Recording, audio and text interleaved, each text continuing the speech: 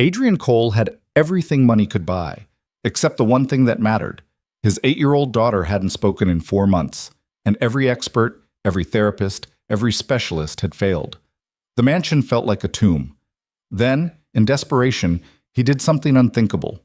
He posted an offer online that went viral within hours. Half his fortune. $2 billion. To anyone who could make Elena smile again. The world called him crazy. The media called it a publicity stunt. But Adrian didn't care about any of that. He just wanted to hear his daughter's voice one more time. Before we continue, if you're watching from anywhere in the world, drop your city in the comments. I want to see how far this story travels. And if it moves you, hit that like button.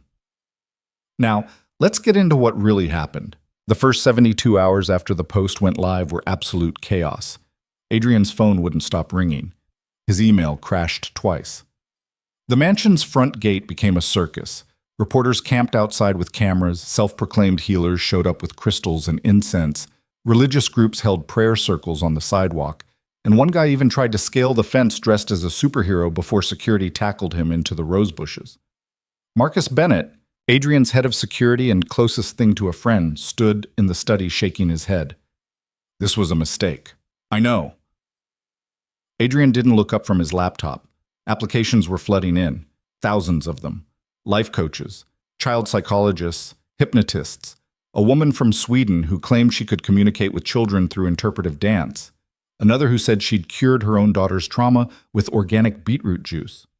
You can't actually be reading these. What else am I supposed to do? Adrian's voice cracked slightly. He was running on maybe 6 hours of sleep across 3 days, surviving on black coffee and the kind of desperate hope that makes people do irrational things. Marcus moved closer, lowering his voice. The board called again. They're getting nervous about the publicity. Let them be nervous. Adrian, I said let them be nervous, Marcus. Adrian finally looked up and his eyes were bloodshot, hollow. I built that company from nothing. I made every single one of them rich. They can give me this. Marcus didn't argue. He'd known Adrian for 15 years, since back when Cole Industries was just 3 guys in a rented office trying to pitch software nobody wanted. He'd watched Adrian claw his way up from middle-class obscurity to become one of the youngest billionaires in the country. He'd also watched Adrian's wife die 2 years ago, watched him try to hold everything together for Elena, watched him slowly realize that success in business meant absolutely nothing when your kid was suffering. What about the legitimate applications? Marcus asked. Dr. Chen's team flagged about 40 that seemed credible. Send them through the standard vetting, background checks, credentials verification, interviews with references. Adrian rubbed his eyes. But honestly, I don't think credentials matter anymore. Every qualified person we've tried has failed. That was the brutal truth. In the 4 months since Elena stopped talking, Adrian had hired the best child psychologists in the country. Dr. Patricia Whitmore from Johns Hopkins. Dr. Raymond Foster, who'd written 3 books on childhood trauma. Dr. Sarah Kim, who specialized in selective mutism. They'd all failed. Some lasted weeks. Some lasted days. Elena wouldn't engage with any of them. The silence had started after a school incident nobody would fully explain. Elena's teacher, Mrs. Morrison, had called Adrian at work, her voice tight with concern. There was an altercation with another student. Elena's fine physically, but something's changed. She won't talk about it. She won't talk at all. Adrian had left a board meeting mid-presentation, driven 90 in a 65 zone to get to the school. He'd found Elena sitting alone in the nurse's office, staring at nothing. Her backpack was torn. There was a small bruise on her arm. But what terrified him most was her face, completely blank, like someone had reached inside and switched off a light. Elena, baby, what happened? Nothing. Did someone hurt you? Nothing. Please, just tell Daddy what's wrong. She'd looked at him then, and for a second he thought she might speak. But instead she'd just turned away and stared at the wall until he finally picked her up and carried her to the car. That was September. Now it was January, and she still hadn't said a word. The mansion had become unbearable. It was a 12,000-square-foot monument to success that now felt like a prison. Adrian had bought it after his first major acquisition, back when he and Victoria were still married, when Elena was 3 and everything seemed possible. Victoria had loved it, the grand staircase, The chandelier imported from France, the library with floor-to-ceiling windows overlooking the garden. Now Victoria was gone, taken by an aggressive cancer that killed her in 7 months. And Elena was somewhere else. Present but absent. There but not there. Adrian walked through the halls at night and heard nothing. No laughter, no footsteps. No voice calling "Daddy" when he came home. Just silence, thick and suffocating. He tried everything. Gentleness didn't work. Patience didn't work. Desperately begging didn't work. Getting angry didn't work. And the shame of that still kept him up at night. The memory of raising his voice in frustration, only to watch Elena's face go even more blank, even more distant. The hired help tried their best. Maria, the housekeeper who'd been with them for 6 years, would make Elena's favorite foods and leave them outside her door. Sometimes Elena ate them. Sometimes she didn't. Mrs. Chen, the day nurse Adrian had hired when the situation became critical, managed the basics, made sure Elena bathed, changed clothes, took her vitamins, but she couldn't make Elena live, she could only make her survive. And now there was this post, this public plea that had turned his private tragedy into international news. Marcus's phone buzzed. He glanced at it and frowned. "You need to see this." He pulled up a news segment on his tablet. A blonde anchor with 2 white teeth smiled into the camera. Tech billionaire Adrian Cole's unusual offer has sparked debate about parenting, privilege, and the ethics of outsourcing family problems. We're joined now by Dr. Harold Weston, child development specialist. Adrian snatched the tablet and turned it off. "I don't care what they think. You should care what the court thinks." Marcus's voice went serious. "Victoria's sister called my assistant this morning. She's talking to lawyers." Adrian's stomach dropped. "Diane? She thinks you're unfit, says posting that offer proves you're having a breakdown, that Elena needs stability, that maybe she should file for custody. That's insane. Is it?" Marcus met his eyes. "Because from the outside, this looks pretty erratic." Adrian stood abruptly, walked to the window. Outside, a news van was doing a live broadcast from his front gate. Beyond that, the city sprawled in every direction. Millions of people going about their lives, completely unaware that his entire world was collapsing. "Victoria made me promise something," he said quietly. "The night before she died. She was barely conscious, couldn't even sit up anymore, but she grabbed my hand so tight it hurt, and she said, 'Don't let her disappear. Promise me you won't let our baby disappear.'" Marcus didn't respond. "I promised her." Adrian's voice broke. "I promised I'd take care of Elena. I promised I wouldn't let her get lost. And I'm failing. Every single day I'm failing, and I can feel Elena slipping away, and I don't know how to stop it." The silence stretched between them. Finally, Marcus said, "So what do we do?" "We see every single person who applied. I don't care if it takes months. We keep trying until something works." "And if nothing works?" Adrian didn't have an answer for that. Across town, in a neighborhood where broken streetlights never got fixed and sirens were background noise, Clara Hayes was trying to make her paycheck stretch further than physics allowed. Rent, $1,100. Due in 4 days. Groceries, maybe $150 if she was careful. Utilities, $80. Lily's school supplies, $40. Medicine for Lily's asthma, $65. Even with the discount pharmacy. That left exactly negative $35. Clara sat at her kitchen table, a hand-me-down that wobbled even with a folded napkin under one leg, and did the math again. Same answer. She was short. Again. "Aunt Clara?" Lily appeared in the doorway, clutching her stuffed rabbit. She was 6 years old, small for her age, with her mother's dark curls and her father's serious eyes.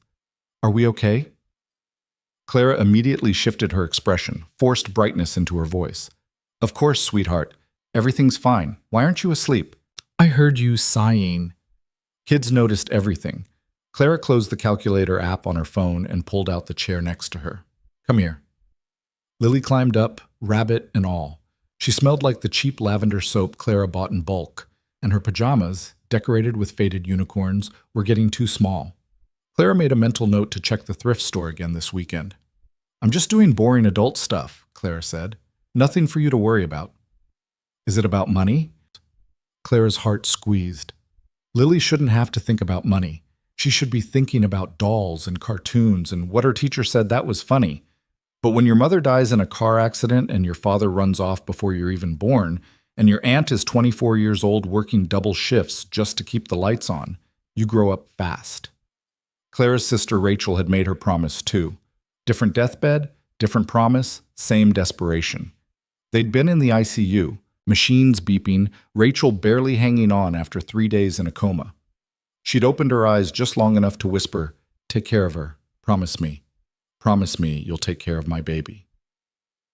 Clara had been 24, single, working as a waitress and barely making rent on a studio apartment. She'd had plans, vague ones, but plans. Maybe go back to school, maybe travel, maybe figure out who she was before life decided for her. Instead, she became a mother overnight. Not legally, not technically, but in every way that mattered. That was 2 years ago. 2 years of struggling, surviving, sacrificing everything so Lily could have something resembling childhood. 2 years of telling herself it would get easier, even though it never really did. "We always figure it out," Clara told Lily now, smoothing her hair back.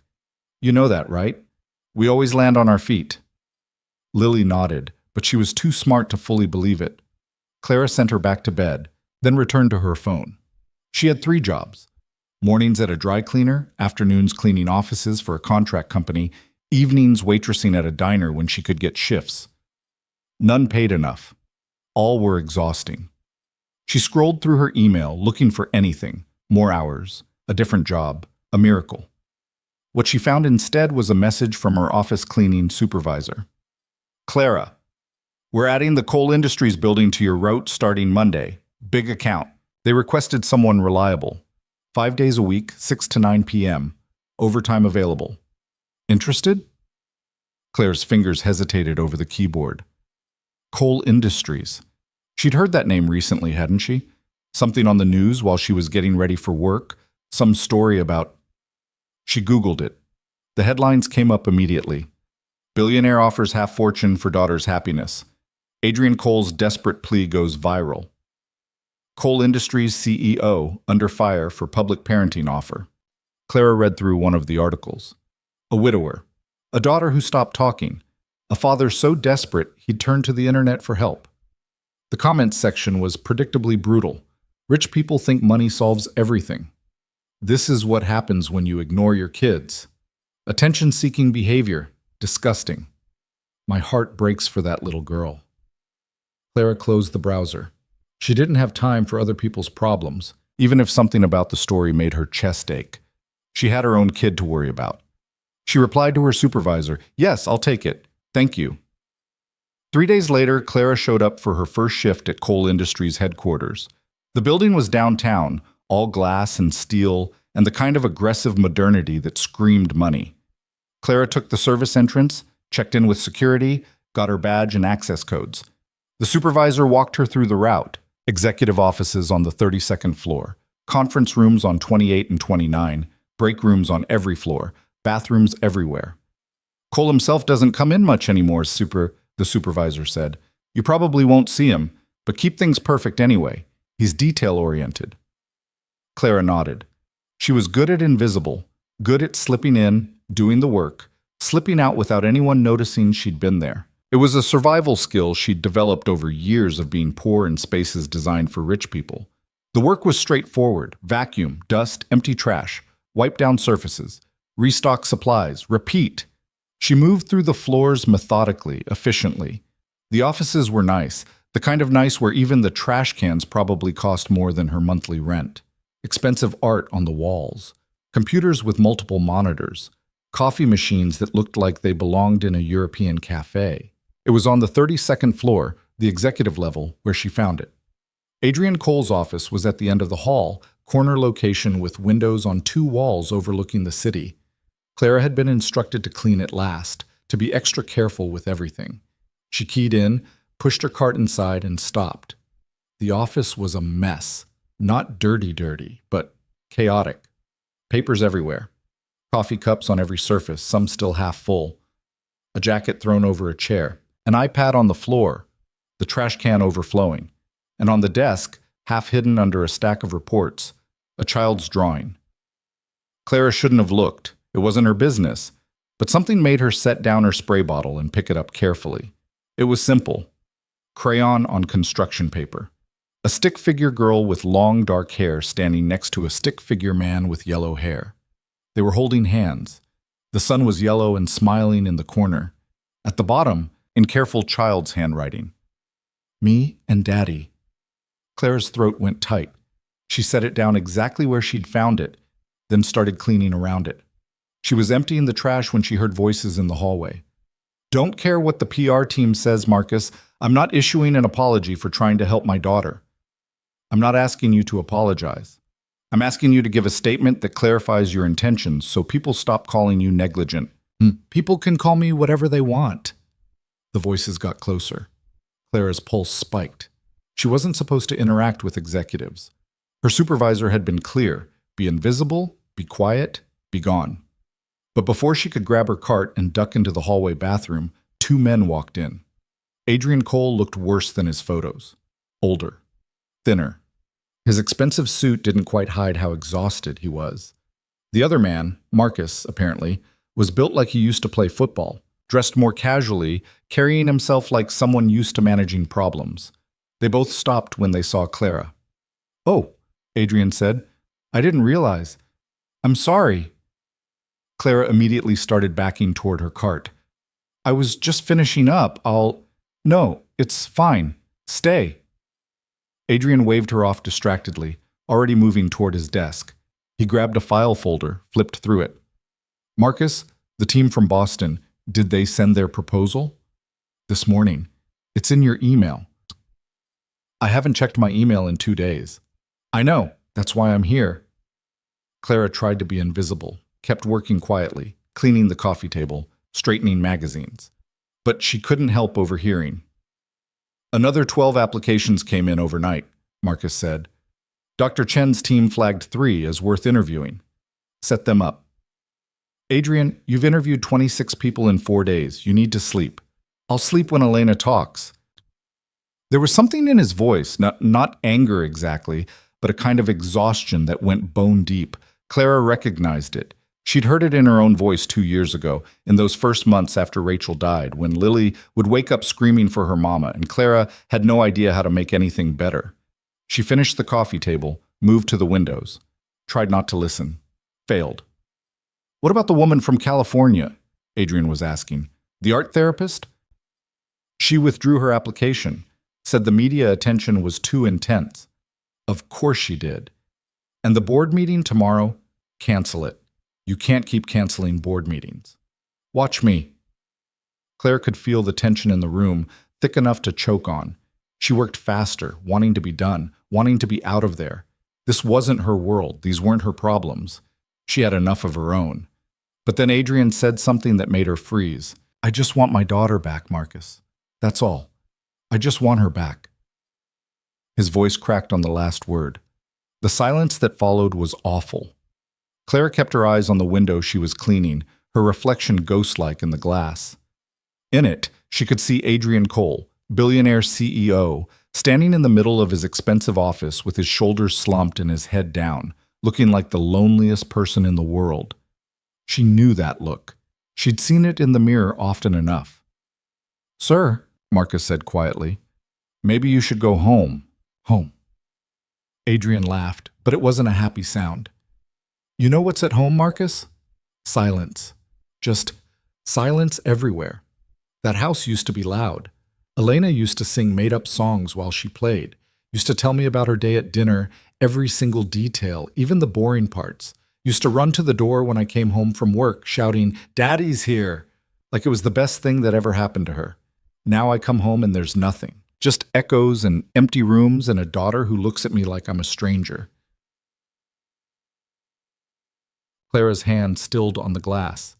"I should go with you," Marcus said. "Make sure you actually rest." "I'm fine." "You're not fine. You haven't been fine in months." "None of us are fine, Marcus. That's the point." Clara finished the window, packed up her supplies. She needed to leave. This was too intimate, too raw. She wasn't supposed to be witnessing this. But as she reached for her cart, Adrian suddenly turned toward her. "Wait," he said. Clara froze. Sir? He was looking at her like he was actually seeing her for the first time. You're new. Yes, sir. First week. What's your name? Clara Hayes. He nodded slowly, and for a second, something flickered across his face, some thought, some calculation. Then it was gone. Thank you for cleaning. The office looks good. You're welcome. She meant to leave then, should have left. But something made her hesitate, and before she could stop herself, words came out. I hope things get better. With your daughter. The look he gave her was complicated, surprised, suspicious, desperate. You know about that. It wasn't a question. Everyone knows about that, Clara said quietly. It's all over the news. Right. His jaw tightened. Of course. For what it's worth. Clara knew she should shut up, knew she was overstepping, but she'd started now and something in her couldn't stop. My niece went through something similar after her mom died. She didn't stop talking exactly, but she pulled away, got really quiet, really distant. Adrian's full attention was on her now. How long did it last? A while. Months. Clara shifted her weight, uncomfortable. Everyone kept telling me to get her professional help, take her to therapists, get her on medication, and I tried some of that, but mostly, I just stayed. That's all I could afford to do anyway. Just be there, be consistent, be patient. Did it work? Eventually. She's okay now. Good days and bad days, but mostly okay. Adrian stared at her for a long moment, then, You said you couldn't afford professional help. Clara's defenses went up immediately. I didn't mean, no, I'm not judging. I'm just, he ran a hand through his hair. Everyone I've hired has credentials, degrees, years of experience, and none of them have helped. But you're saying you helped your niece without any of that? I'm saying I survived it. We both did. That's different from fixing it. Maybe fixing isn't the point. Marcus was watching this exchange with narrowed eyes like he couldn't quite figure out what was happening. Clara needed to go. This conversation was getting weird, and she had a schedule to keep. I should finish my rounds. Right, yes, of course. Adrian seemed to shake himself out of whatever he'd been thinking. Thank you again. Clara nodded, grabbed her cart, headed for the door. Clara. She turned back. Adrian was looking at her with an expression she couldn't read. I know this is going to sound strange, but would you be willing to talk more about your niece? About what helped? Every alarm bell in Clara's head went off. I'm not qualified to give advice about kids, Mr. Cole. I barely know what I'm doing with my own. I'm not asking for advice. I'm desperate enough to listen to anyone at this point. And something about what you said, he trailed off. Never mind. Forget I asked. It's inappropriate. Clara should have agreed, should have left it there. But something about the raw hope in his voice caught her. I work here 5 nights a week, she heard herself say. 6 to 9. If you want to talk while I'm cleaning, I guess I can't stop you from being in your own office. It was a compromise, a way to help without committing to anything official, a way to ease the guilt she felt for having such an easy kid when his daughter was suffering. Adrian's expression shifted, something like relief crossing his features. Thank you. Clara just nodded and left before she could do anything else stupid. In the elevator ride down, she leaned against the wall and closed her eyes. What had she just agreed to? What was she thinking? She didn't have time to be some billionaire's free therapist. She had 3 jobs, a kid to raise, rent that was always due. But she kept thinking about that drawing on his desk, me and Daddy, in careful crayon letters. She kept thinking about how his voice had broken when he said he just wanted his daughter back. She kept thinking about those first terrible months with Lily, when grief was drowning both of them, and Clara had no idea how to save either of them. The elevator doors opened. Clara pushed her cart out into the service corridor, headed for the next floor on her route. She'd talk to him. Once, maybe twice. Share what little she knew, then she'd be done. Back to her own life, her own problems. It would be fine. Everything would be fine. She didn't know yet that she'd just stepped into something that would change all of their lives. Didn't know that simple conversations in an office after hours would lead to something none of them expected. Didn't know that sometimes the people who save you are the ones who walked in with nothing. All she knew was that Adrian Cole's pain reminded her of her own, and she'd survived hers, and maybe, just maybe, she could help him survive his. Even if only a little, even if only for a moment. That would have to be enough. Clara didn't see Adrian Cole again for 3 days. She cleaned his office every night, the same routine, the same careful attention to detail. But he was never there. Just the evidence of him. More coffee cups, more scattered papers, that drawing still on his desk, exactly where she'd left it. She'd catch herself looking at it sometimes, wondering if the little girl who'd made it would ever draw again. On Thursday night, she was vacuuming the conference room on the 28th floor when her phone buzzed. Lily's school. Clara's stomach dropped as she pulled off her gloves and answered. Ms. Hayes, this is Principal Dawson. Lily had an asthma attack during PE. She's okay now, but we had to use her emergency inhaler and our policy requires, I'm coming. Clara was already yanking off her cleaning apron, grabbing her bag. I'm coming right now. She called her supervisor from the elevator, explained the emergency, promised to make up the hours. Then she was running through the lobby, past security, out into the cold January night. The bus would take 40 minutes. She couldn't afford a cab, but took one anyway because Lily needed her and nothing else mattered.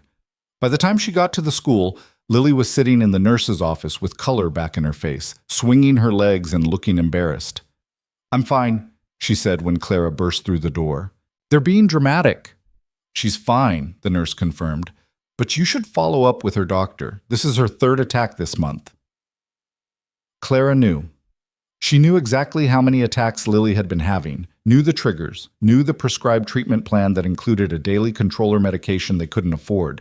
The emergency inhaler was cheaper, riskier, but cheaper. I will, Clara lied. Thank you.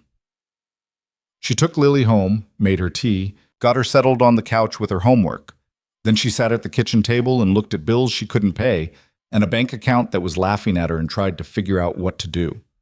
The controller medication was $200 a month, even with the discount program. $200 she didn't have. $200 that stood between Lily and breathing properly. Clara put her head in her hands and tried not to scream. Her phone rang. Unknown number. She almost didn't answer, but something made her pick up. Clara Hayes? A woman's voice, professional, clipped. Yes? This is Jennifer Chen from Cole Industries HR. Mr. Cole requested I reach out to you regarding a potential opportunity. Clara's brain stuttered. I'm sorry, what? He'd like to offer you a position. It's unconventional, but the compensation is substantial. Would you be available to come in tomorrow to discuss details? I don't understand. I already work there. I'm on the cleaning crew. This would be a different role. I can't discuss specifics over the phone, but I can tell you it involves his daughter. He mentioned you'd spoken about your experience with your niece? Everything clicked into place. Clara's first instinct was to say no. Absolutely not. She'd offered to talk, not to get involved, not to take a job that would probably blow up in her face. But then she looked at the bills spread across her table, looked at Lily asleep on the couch, her inhaler on the coffee table next to her. What kind of compensation are we talking about? Clara heard herself ask. I'm not authorized to quote numbers, but I can assure you it would be competitive, which meant nothing. Competitive could mean anything. I have a shift tomorrow night, Clara said. I can't miss it. Mr. Cole suggested meeting during your shift. His office, 7 p.m. Clara closed her eyes. This was a mistake. She could feel it in her bones, but she could also feel the weight of bills that wouldn't pay themselves and medicine Lily needed and rent that was due in 2 days. I'll be there, she said. The next evening, Clara showed up for her shift at Cole Industries with her stomach in knots. She went through her usual routine on the lower floors, but at 7 o'clock sharp, she took the elevator to 32. Adrian was waiting in his office. So was Marcus and a woman in an expensive suit who introduced herself as Jennifer Chen. They'd arranged chairs around the coffee table, the same one Clara had cleaned dozens of times. Thank you for coming, Adrian said. He looked slightly better than last time. Still exhausted, but showered at least, wearing a fresh shirt. Please, sit. Clara sat. She was acutely aware of her cleaning uniform, the smell of disinfectant probably clinging to her, the gap between her world and theirs. Jennifer pulled out a tablet. Mr. Cole has explained your conversation earlier this week. He's impressed by your experience with your niece and would like to offer you a trial position as a companion for his daughter. A companion, Claire repeated. Not a nanny, Adrian clarified quickly. Not a therapist or specialist, just someone to be there, someone Elena might connect with. You have 26 qualified professionals on file, Clara said. Why me? Because they haven't worked. Adrian leaned forward, elbows on his knees. Every expert I've hired has treated Elena like a problem to solve. They analyze her, test her, try to diagnose what's broken so they can fix it. And she shuts down completely. And you think I'd be different because you said your niece pulled away after trauma, and you just stayed. You didn't try to fix her. You just stayed. He paused. That's what Elena needs, someone who won't treat her like she's broken. Marcus spoke up for the first time. We're talking about a trial period, 2 weeks, live-in position. You'd have your own quarters in the residence, full access to the house and grounds, no specific duties beyond being present and available. Live-in. Clara's mind raced. I have a niece. I can't just leave her. Bring her, Sin, Adrian said immediately. Clara blinked.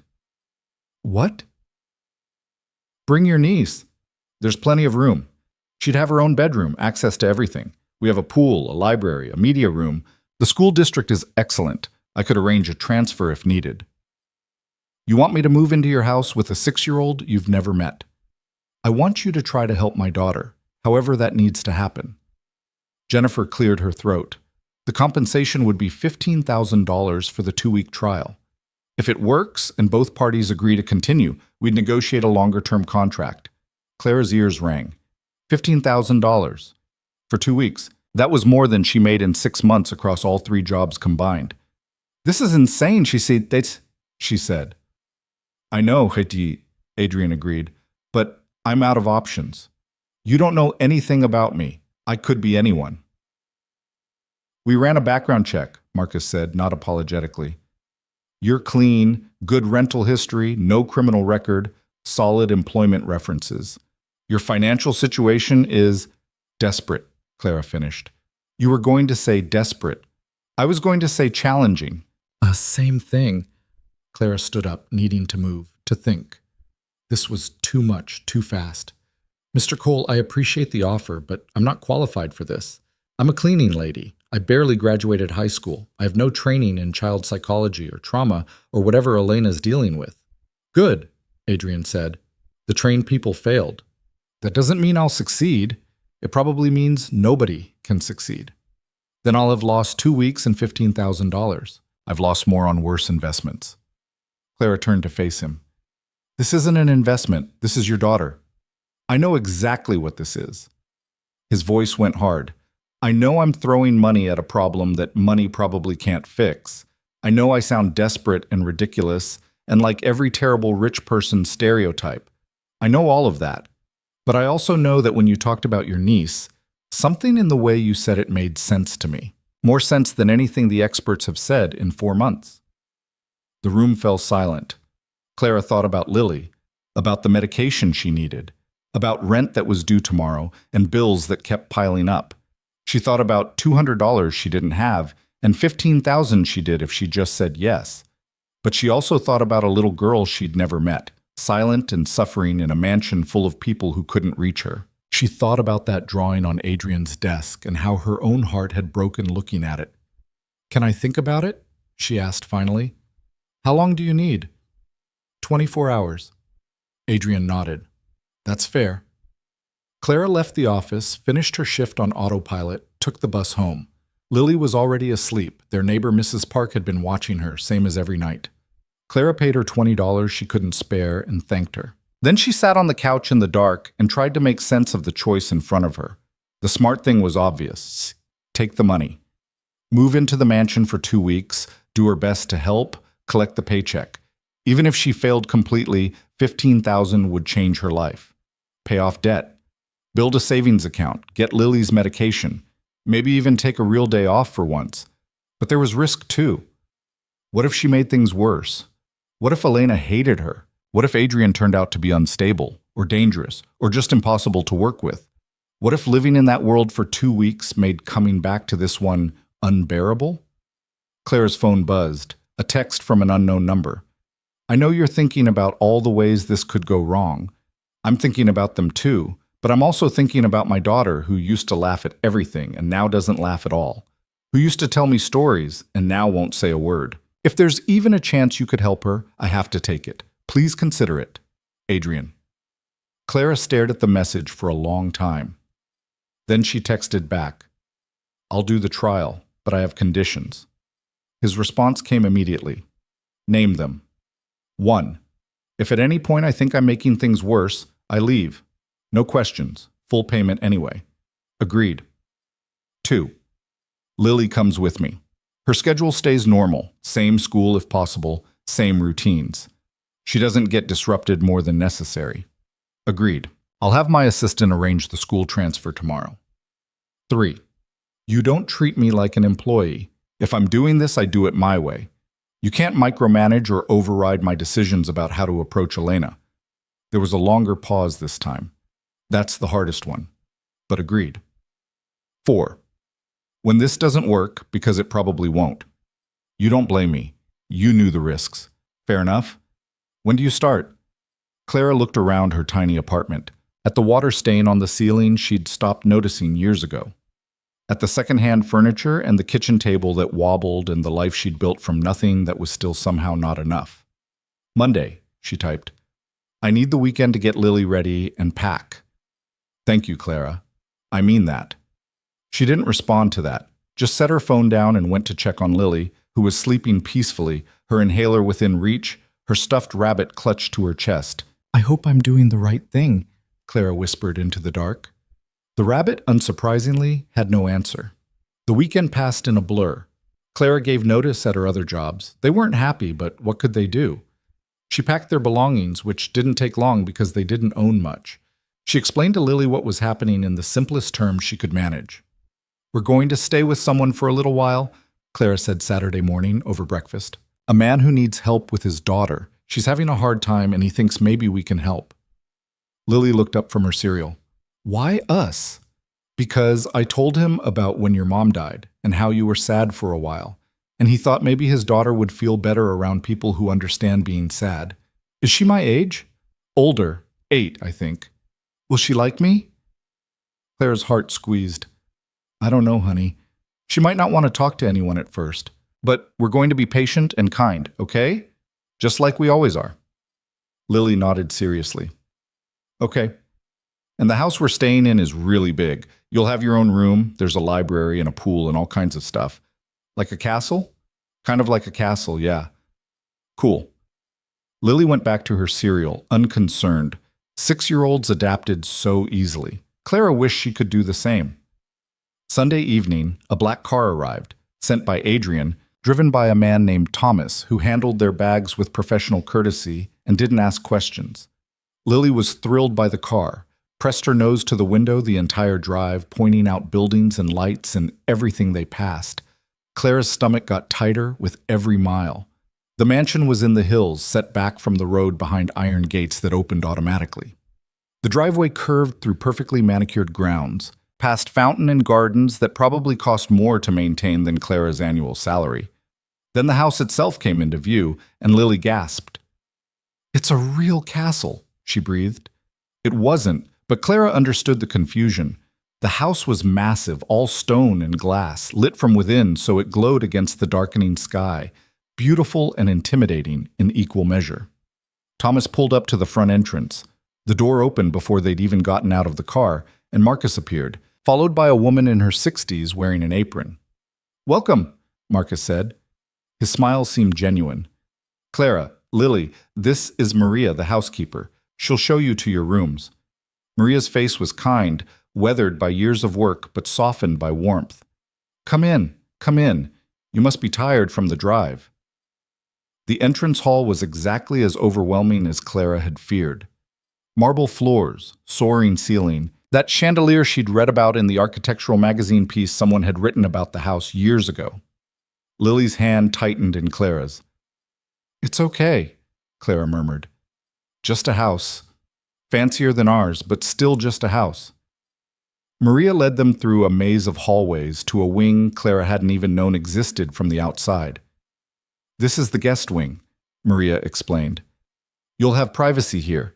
Your rooms are connected. Clara, you're in here, and Lily, you're right through this door. Clara's room was bigger than her entire apartment. King bed, sitting area, private bathroom with a tub that could fit 4 people. Lily's room was decorated in soft purples and grays, with a canopy bed and built-in bookshelves already stocked with age-appropriate books. Mr. Cole had his assistant order those, Maria said, noticing Clara's look. He wasn't sure what Lily liked, so she got a variety. This is too much, Clara said. Mister, Cole doesn't do things by halves. Maria smiled. Dinner's at 7. I'll come get you. Elena usually takes her meals in her room, but Mr. Cole thought tonight you might want to meet separately first. After Maria left, Lily explored every inch of her new room, while Clara stood in the doorway and tried to process what she'd agreed to. Aunt Clara?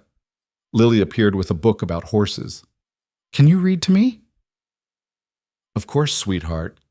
They curled up on Lily's enormous bed, and Clara read about wild mustangs and open plains, and for a little while she could almost forget where they were and why. Dinner was awkward. Adrian, Marcus, Clara, and Lily sat at one end of a dining table that could easily seat 20. Maria served pasta, simple, kid-friendly, which Clara appreciated.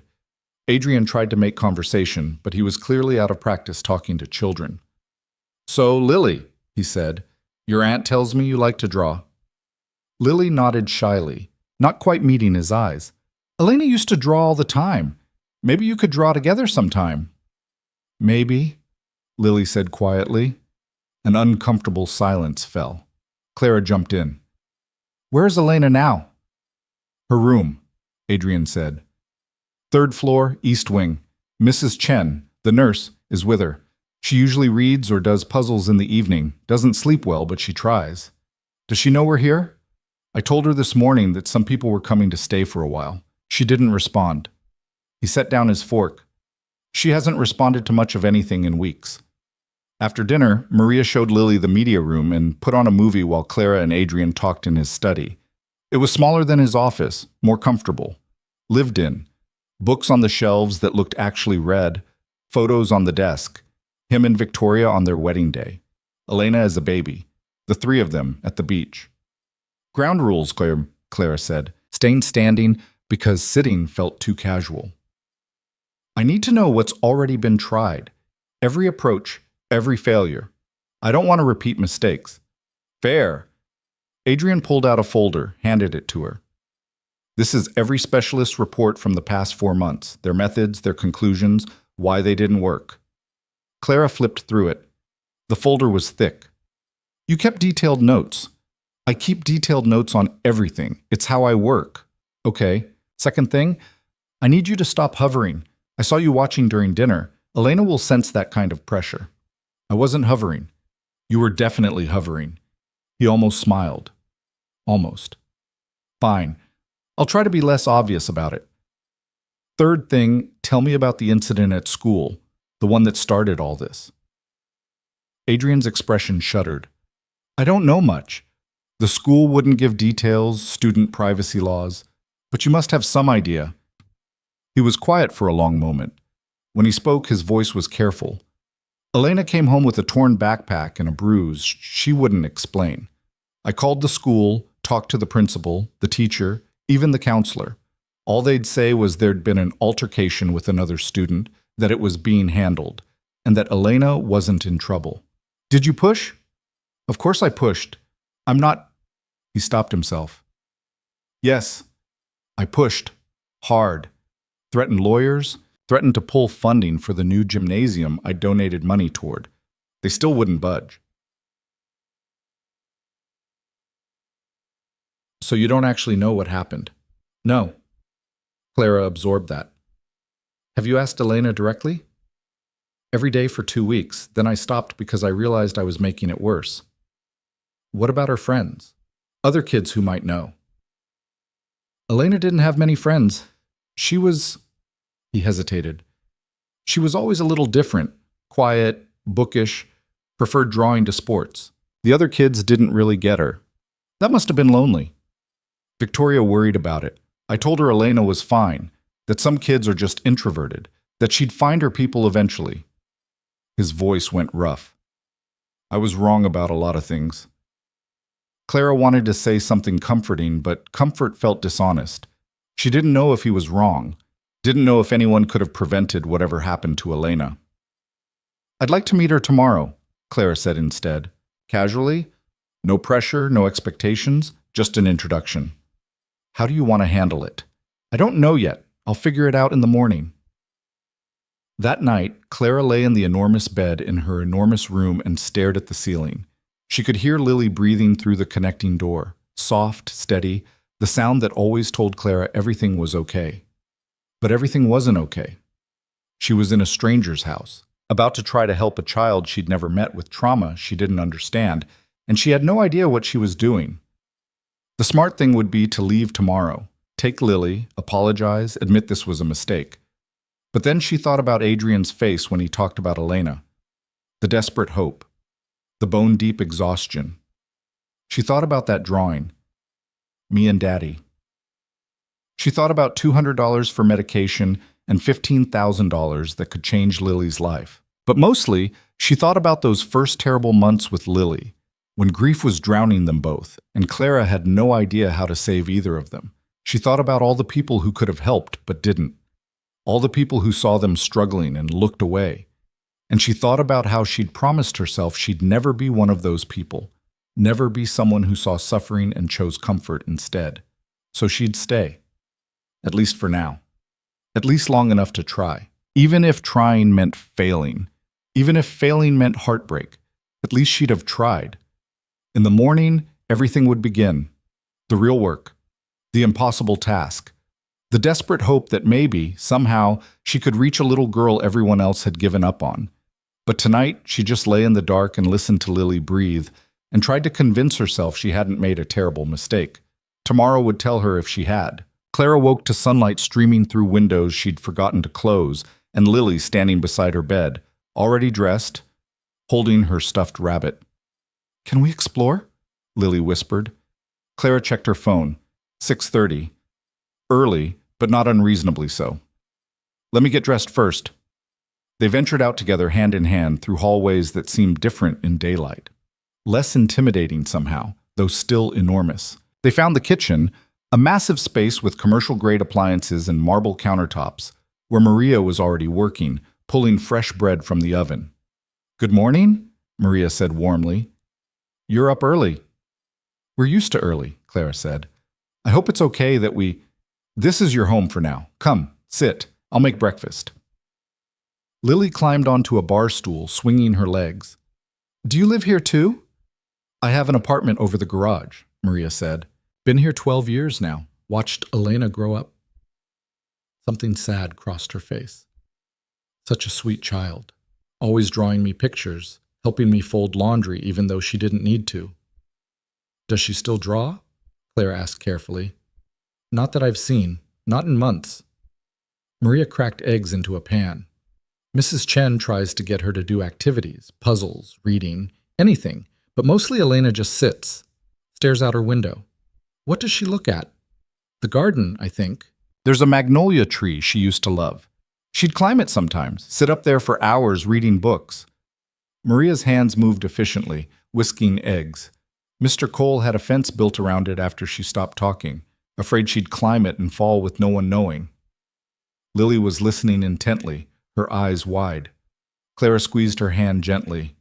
They ate breakfast, scrambled eggs, fresh bread, fruit that actually tasted like something instead of the watery grocery store kind Clara usually bought. Lily demolished her plate, then asked if she could see the library. "I'll show you," Maria offered. "Mr. Cole had to leave early for a meeting, but he said to tell you the house is yours to explore. Elena's room is off limits unless she invites you, but everything else is fair game." The library was 2 stories tall, walls lined with books, a spiral staircase leading to the upper level. Lily made a sound that was pure joy and immediately started pulling books off shelves, examining covers, reading first lines. Clara watched her, something loosening in her chest. Whatever happened with Elena, at least Lily would have this. 2 weeks in a place where she could read all the books she wanted, sleep in a bed that didn't have a broken spring, breathe air that wasn't thick with stress about money. She's a reader, Maria observed. Like her mother was. Clara hadn't meant to say that out loud. Good memories? Complicated ones. Clara ran her fingers along a shelf. My sister and I were close, but we were different. She was the dreamer, always had her nose in a book, always believed things would work out. I was the realist, the one who paid bills and made sure we ate. And now you're both. Now I'm trying to be both, yeah. Maria studied her for a moment. Mr. Cole told me what he's hoping you can do. I don't know if it's possible, but I hope it is. Elena deserves to be happy again. So does he, Clara said. He does, but he won't be. Not until she is. That's how parents work. Maria headed toward the door. I need to start lunch prep, but call if you need anything. The intercom system is in every room. After she left, Clara sat in one of the leather chairs and watched Lily explore. She should be planning her approach, strategizing how to meet Elena, preparing herself for what was probably going to be a disaster. Instead, she just sat and let herself have this moment of peace before everything got complicated. It lasted about 20 minutes. Then Lily came down the spiral staircase, clutching a book, and said, Aunt Clara, there's someone watching us. Clara's head snapped up. What? Upstairs. I saw her through the railing, a girl with dark hair. She was looking at me, but when I looked back, she left. Clara's pulse quickened. Show me. They climbed the spiral staircase together. The upper level was smaller, more intimate, with window seats and cozy reading nooks. Empty now, but one of the books on a side table was still open, as if someone had been interrupted mid-page. Clara walked to the window that overlooked the hallway outside. Through it, she could just make out a flash of movement, someone disappearing around a corner. Elena. Is that her? Lily asked quietly. The sad girl? I think so, yeah. She looks scared. Clara's heart squeezed. She probably is scared. We're strangers in her house. Should we say hi? Not yet. Let's let her get used to us being here first. But as they went back downstairs, Clara's mind was racing. Elena had come to look at them, had been curious enough to venture out of her room to observe them from a distance. That was something. Not much, but something. The morning passed quietly. Lily read in the library while Clara explored more of the house, getting her bearings. The place was too big, too empty for just two people. Rooms that probably hadn't been used in years. A music room with a piano that looked unplayed. A sunroom filled with plants that Maria must have been maintaining because they were thriving despite being neglected by everyone else. And everywhere, photos. Adrian and Victoria on their wedding day. Elena as a baby, as a toddler, as a little girl blowing out birthday candles. A family that had been happy once, before cancer and silence stole that away. Around 11, Mrs. Chen appeared, the nurse Clara had heard about.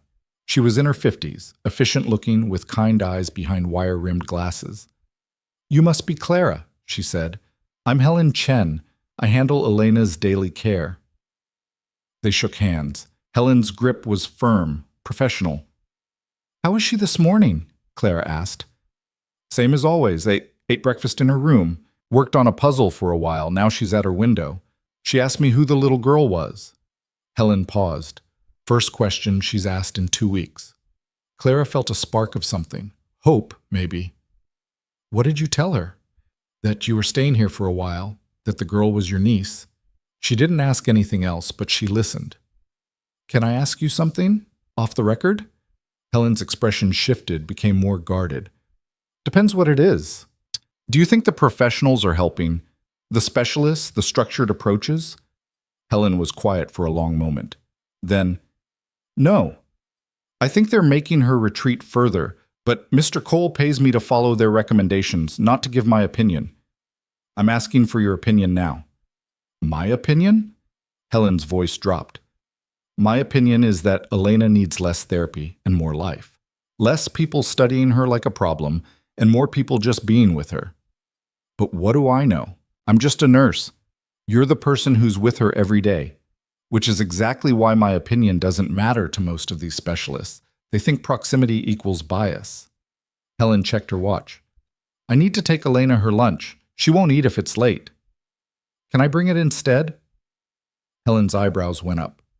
Mr. Cole said you were in charge, so I guess you can do what you want, but Elena doesn't respond well to new people. Then she'll ignore me, and I'll leave the food and go. At least I'll have tried. Helen considered this. Her room is 3rd floor, last door on the right. Knock before you enter. She hates when people just barge in. 20 minutes later, Clara was climbing the stairs to the 3rd floor carrying a lunch tray Maria had prepared. Grilled cheese cut into triangles, apple slices, carrot sticks with hummus. Simple, kid-friendly. The 3rd floor hallway was quieter than the rest of the house. Thick carpet muffled Clara's footsteps. Elena's door was closed, painted white, completely ordinary except for a small pencil drawing taped to it. A rough sketch of a magnolia tree. Clara knocked. Elena? My name is Clara. I'm bringing your lunch. No response. I'm going to leave it outside your door, okay? If you're hungry, it's there. Still nothing. Clara set the tray down carefully, started to walk away. Then, on impulse, she stopped.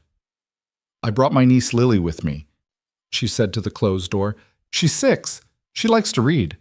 This morning she found your library and nearly lost her mind over how many books you have. Just thought you should know someone's appreciating them. She waited 5 seconds. 10. Nothing. Clara went back downstairs.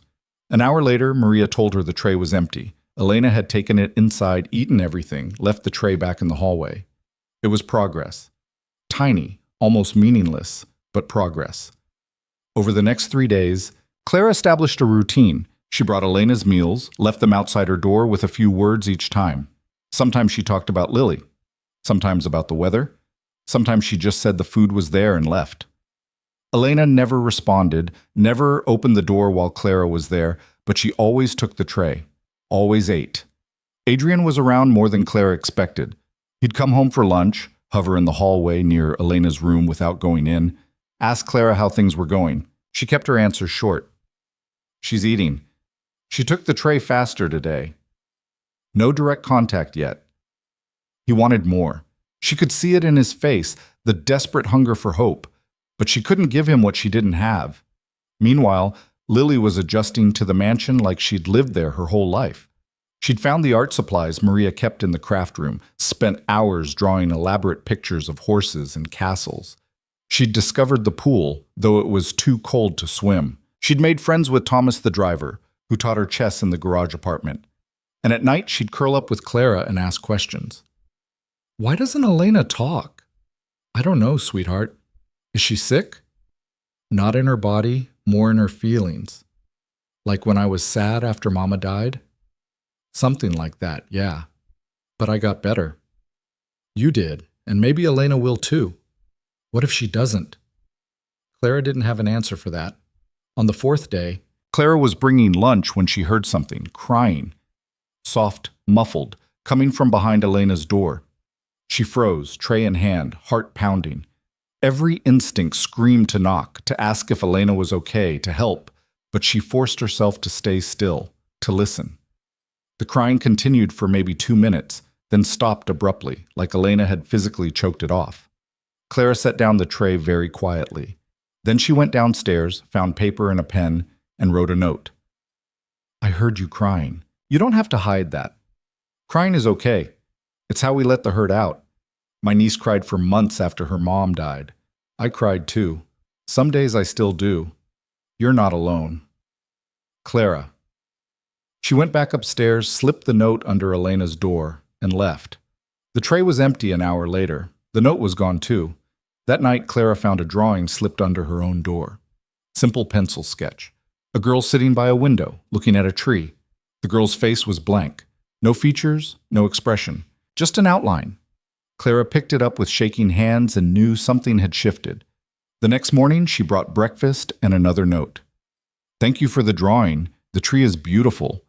Is that the magnolia in the garden? See, when she came back to collect the tray, there was a reply on the back of her note, written in careful child's handwriting. Yes. One word. But it was a word. Communication. Connection. Clara sat on the floor in the hallway and pressed the note to her chest and tried not to cry. She brought lunch with another note. I bet it's even prettier when it blooms. Do you like to climb it? The reply came faster this time. I used to. Dad won't let me anymore. Maybe he's just scared of losing you. I'm not going to fall. He's not scared of you falling from the tree. He's scared of you falling away from him. No response to that one. But the next morning, there was a new drawing under Clara's door. The same girl by the window, but this time she had a face. Still sad, still distant, but there, present. Clara showed it to Adrian that afternoon in his study. He stared at it for a full minute without speaking, his hands trembling slightly. She drew a face, he finally said. She did. She hasn't drawn faces in months. The therapist tried art therapy, but everything she drew was abstract, shapes and colors, nothing human. Maybe she needed someone who wasn't trying to analyze what she drew. Adrian looked up at her. You're doing something right. I'm doing something different. That's not the same as right. But over the next week, the notes continued. Short exchanges, nothing deep, but consistent. Elena would ask questions sometimes. What's your niece like? Clara would answer honestly. Stubborn, asks too many questions, cries at sad movies. Elena would respond. I used to cry at movies too. And slowly, so slowly Clara almost didn't notice it happening, Lily started appearing in the exchanges. It started when Lily left her own drawing outside Elena's door. A crayon picture of a horse with a rainbow mane. No note, just the picture. The next morning, it was pinned to Elena's door alongside the magnolia tree sketch. Then Lily left another. A castle this time, with a princess in the tower who had dark hair like Elena's. Elena left a drawing for Lily in return, a more sophisticated sketch of the same castle, with details Lily's 6-year-old hands couldn't manage. Lily was thrilled. She drew me a castle, Lily showed Clara, eyes shining. Can I give her another picture? I think she'd like that. They became pen pals, essentially, trading drawings, sometimes with little notes. Lily's handwriting was messy, enthusiastic. Elena's was careful, controlled, but they were communicating. Adrian watched this unfold with something like amazement. You used Lily. I didn't use anyone, Clara said sharply. Lily wanted to share her drawings. Elena responded. I just didn't stop it from happening. I didn't mean it like that.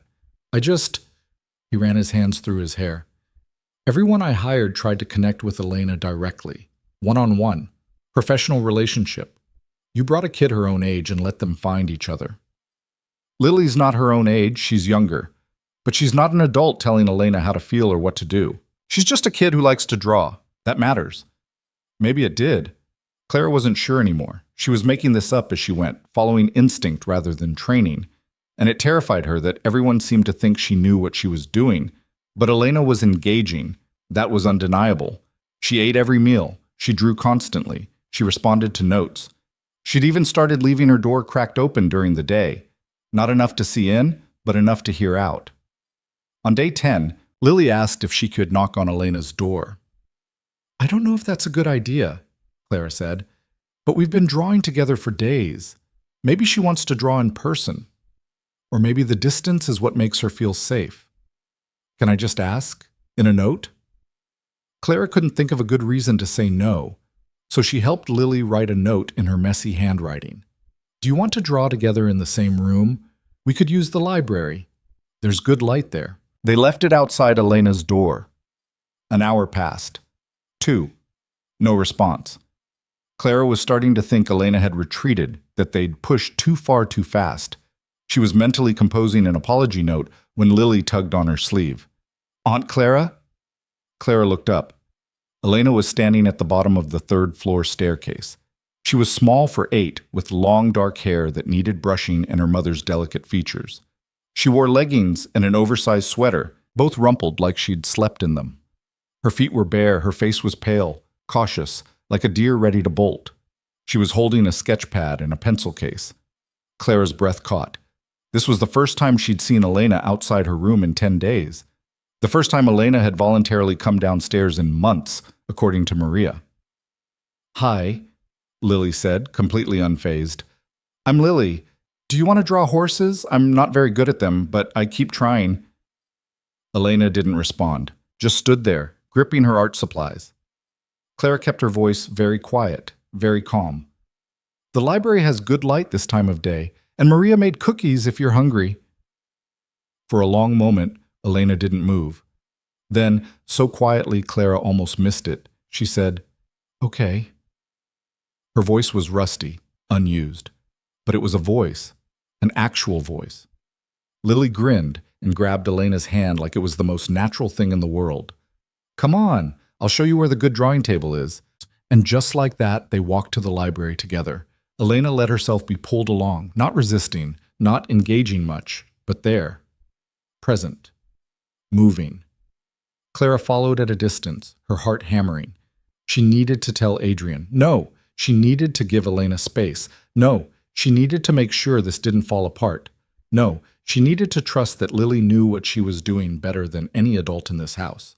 She compromised by texting Adrian. "Elena's in the library with Lily. They're drawing together. Don't come home. Don't interrupt. Just let it happen." His response was immediate. "Is she talking?" She said one word. "Okay." That's it. That's everything. Clara put her phone away and quietly positioned herself where she could see into the library without being obvious about it. Elena and Lily were at the big oak table, drawing supplies spread between them. Lily was chattering away about her horse drawing, explaining the rainbow mane, asking Elena's opinion on whether horses could be purple. Elena wasn't talking, but she was listening, and every few minutes she'd point at something on Lily's paper or add a line to her own drawing, or nod at something Lily said. It wasn't conversation, but it was communication. And for the first time since Clara had arrived, she thought maybe Adrian had been right to hire her.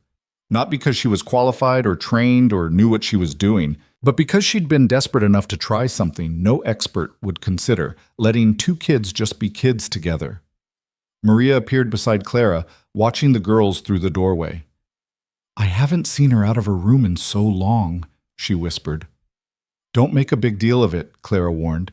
"If we react too much, we'll scare her back inside." "Mr. Cole needs to know." "He knows. I told him to stay away." "He won't listen." "Then you need to stop him if he tries to come home early. This is fragile. We can't rush it." Maria nodded and disappeared toward the kitchen. The girls drew for 2 hours. Lily did most of the talking, her 6-year-old voice filling the space with rambling stories about school and her stuffed rabbit and the time she saw a real horse at a petting zoo. Elena barely spoke, but she stayed. She drew. She even smiled once, just a tiny quirk of her lips, when Lily's purple horse ended up looking more like a dog. When Lily's energy finally flagged, Elena carefully gathered her supplies and stood up. "Same time tomorrow?" Lily asked hopefully. Elena hesitated, then nodded. Just once, but definitely. She walked back upstairs without another word, but her shoulders were slightly less hunched, her steps slightly less hesitant. Clara waited until she was gone, then went into the library. Lily was sprawled in a chair, exhausted and happy. "She's really good at drawing," Lily announced. "Way better than me. She showed me how to make horse legs look right." "Did she talk much?" "Not really, but she didn't need to. I could tell she was listening." Lily yawned. "Is she going to be okay?" "I think she might be, eventually." "Good." Another yawn. "Can we have cookies now?" They ate cookies in the kitchen while Maria pretended not to cry into the soup she was making. Then Clara took Lily upstairs for a nap, and when she came back down, Adrian was standing in the entrance hall. He must have broken every speed limit getting home. "Tell me everything," he said. So Clara did. Every detail, every moment. Adrian listened without interrupting, his face cycling through a dozen emotions: hope, fear, relief, anxiety. When she finished, he sat down heavily on the stairs. She spoke. One word. One word is infinite compared to silence. He looked up at Clara. "How did you do this?" "I didn't do anything. Lily did." "You brought Lily. You let them connect. You didn't force anything." He shook his head. "Every expert told me I needed structure, therapeutic intervention, professional boundaries. You gave me the opposite." "I gave you what worked for Lily. I had no idea if it would work for Elena. But it is working. Maybe. Or maybe this is just a good day and tomorrow she'll retreat again." "You don't believe that?" Clara didn't, actually, but she was afraid to hope too hard, afraid to think they'd turned a corner when they might just be standing at a temporary clearing. "The 2 weeks are almost up," Adrian said. "Will you stay longer?" Clara had known this was coming. The trial period ended in 4 days. She'd expected to fail, to collect her paycheck and leave. Instead, she'd somehow managed to coax Elena out of her room, and now Adrian was looking at her like she'd performed a miracle. "I need to talk to Lily," Clara said. "This was supposed to be temporary. She has school, friends, a life outside this house. She could have all that here. The school district is better. The house has everything she needs. I'd pay you." He named a number that made Clara's head spin. Annual salary, benefits, housing included. It was more money than she'd ever imagined making. It was security for Lily. It was medicine and savings and not constantly drowning in bills. It was also staying in a world that wasn't hers, playing a role she wasn't qualified for, gambling on her ability to keep helping a child who might relapse at any moment. "Let me think about it," she said. That night, Clara lay in bed and tried to imagine going back to her old life. The cramped apartment, the 3 jobs, the constant stress.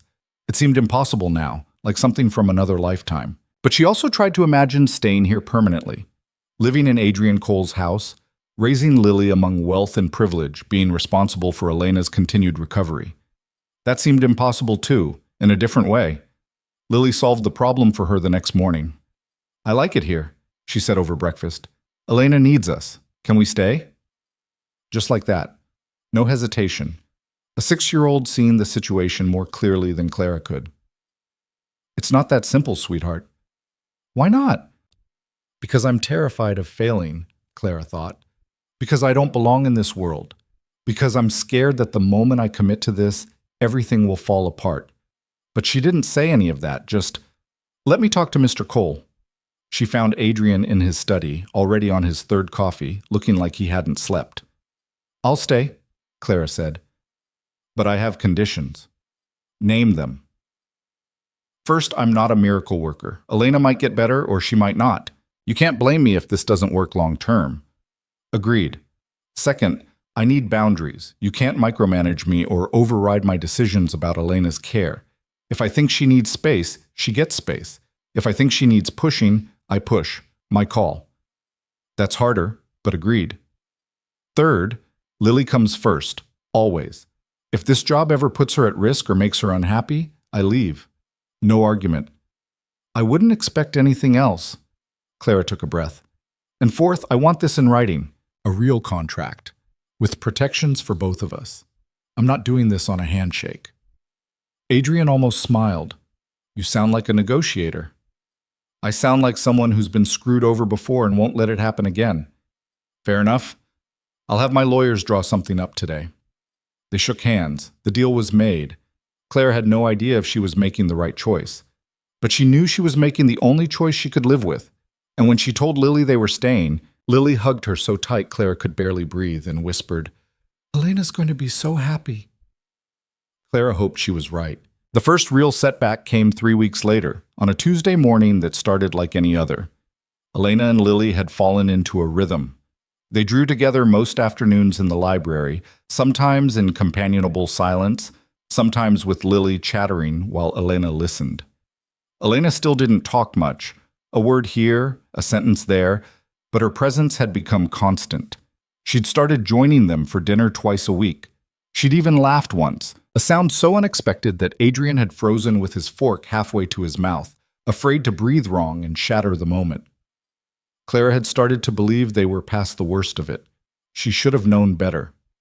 That morning, Elena came down for breakfast without being called. It was progress. She'd been doing that more often lately. But something was off. Her face was too pale, her movements too stiff. "Morning, Elena," Clara said carefully. "Want some pancakes?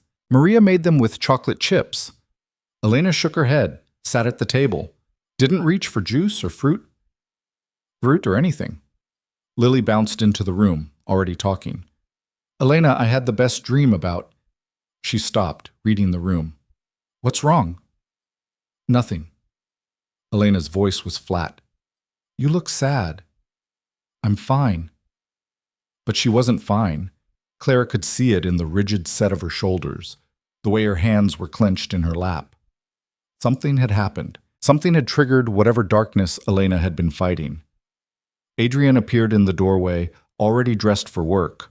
"Morning, everyone. Elena, you're up early." Elena didn't respond, just stared at her empty plate.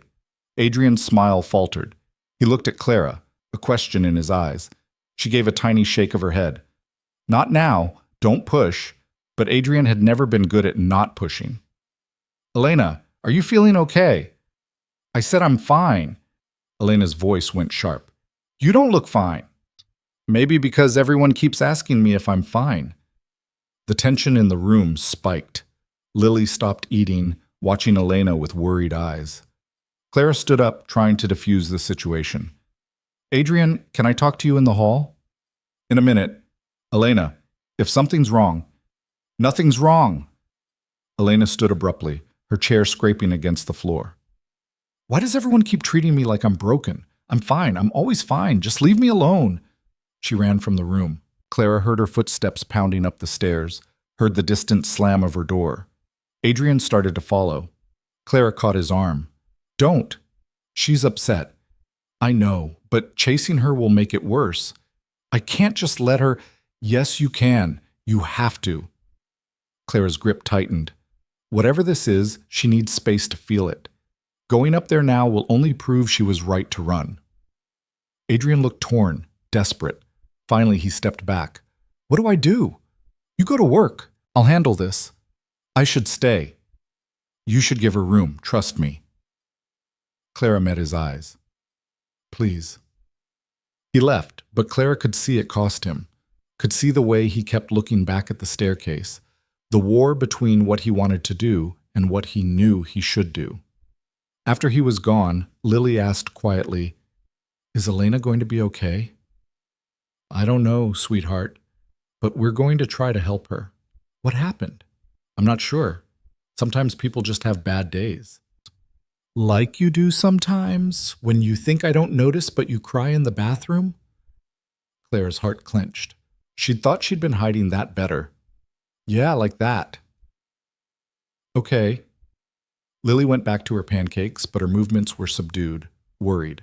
Clara gave Elena 2 hours. Then she made a tray, tea, toast, fruit, and carried it upstairs. She knocked on Elena's door. "Go away." "I brought food." "I'm not hungry." "I'm leaving it here anyway." Clara set the tray down, started to leave, then stopped. "Elena, whatever happened, whatever you're feeling right now, it's okay. You don't have to explain it. You don't have to be fine. You're allowed to have bad days." Silence from behind the door. "I'm downstairs if you want to talk, or if you just want company, or if you want to be alone. All of those are okay." More silence. Clara went back downstairs, her stomach tight with worry. This felt different from Elena's initial withdrawal. This felt like something specific had triggered her, some memory or thought or fear that had pulled her back into darkness. She found Maria in the kitchen, asked if anything unusual had happened that morning. Maria frowned. "Not that I noticed. I took her breakfast to her room at 7 like always. She was already awake, sitting at her desk. I asked if she slept okay, and she said yes." Maria paused. "Although she was looking at something when I came in, put it away quickly, like she didn't want me to see." "What was it?" "I don't know, a paper of some kind, maybe a drawing." Clara thanked her and spent the rest of the morning trying to keep Lily occupied while her mind churned through possibilities. Had Elena found something that reminded her of her mother, of whatever happened at school? Had someone said something, done something? Around noon, Clara heard footsteps on the stairs. Elena appeared, still in her pajamas, holding a piece of paper. Her eyes were red-rimmed, but she wasn't crying. "Can we talk?" Elena's voice was small. "Of course." Clara gestured to the couch. "You want privacy, or is Lily okay to be here?" Elena looked at Lily, who was curled up in an armchair reading. "She can stay." They sat. Elena held the paper in both hands, not quite ready to show it. "You don't have to tell me anything you don't want to," Clara said gently. "I want to. I don't know how." "Start anywhere. We'll figure it out." Elena took a shaky breath. "Tomorrow is my mom's birthday. She would have been 35. Mas Clara's chest tightened. Of course, an anniversary, a marker of loss. I made her a card last year, Elena continued, but she died before her birthday came, so I never got to give it to her. I found it this morning in my desk drawer. I'd forgotten about it. She held out the paper. It was construction paper folded in half, slightly crumpled. On the front, a crayon drawing of flowers. Inside, in careful 8-year-old handwriting, Happy birthday, Mommy. I love you more than all the stars. Love, Elena. Clara had to work to keep her voice steady. That's beautiful. I was going to give it to her at breakfast. I had it all planned, but then she got really sick, and we had to go to the hospital, and I brought it with me, but the doctor said she couldn't have visitors because of her immune system, and then she died, and I never... Elena's voice cracked. I never got to tell her happy birthday. Oh, honey. And this morning I found it, and I thought... Elena's hands were shaking now. I thought maybe I could put it on her grave, but I don't even know where her grave is because Dad never took me to the funeral. He said I was too young, that it would be too hard, and I was so mad at him, but I couldn't say anything because I wasn't talking, and now I don't know where she is. The words came out in a rush, months of bottled emotion finally breaking free. Clara moved to sit beside her, close but not touching. That must feel awful, not being able to say goodbye. Everyone got to say goodbye except me. Dad got to. Aunt Diane got to. Even the nurses got to. But I was at home with Maria, and I didn't know she died until Dad came back and told me, and by then she was already gone. Elena was crying now, not bothering to hide it. I just wanted to give her the card. Lily had put down her book, was watching with tears in her own eyes. Where's your dad right now? So, Clara asked. Work. I'm going to call him. I think he needs to hear this.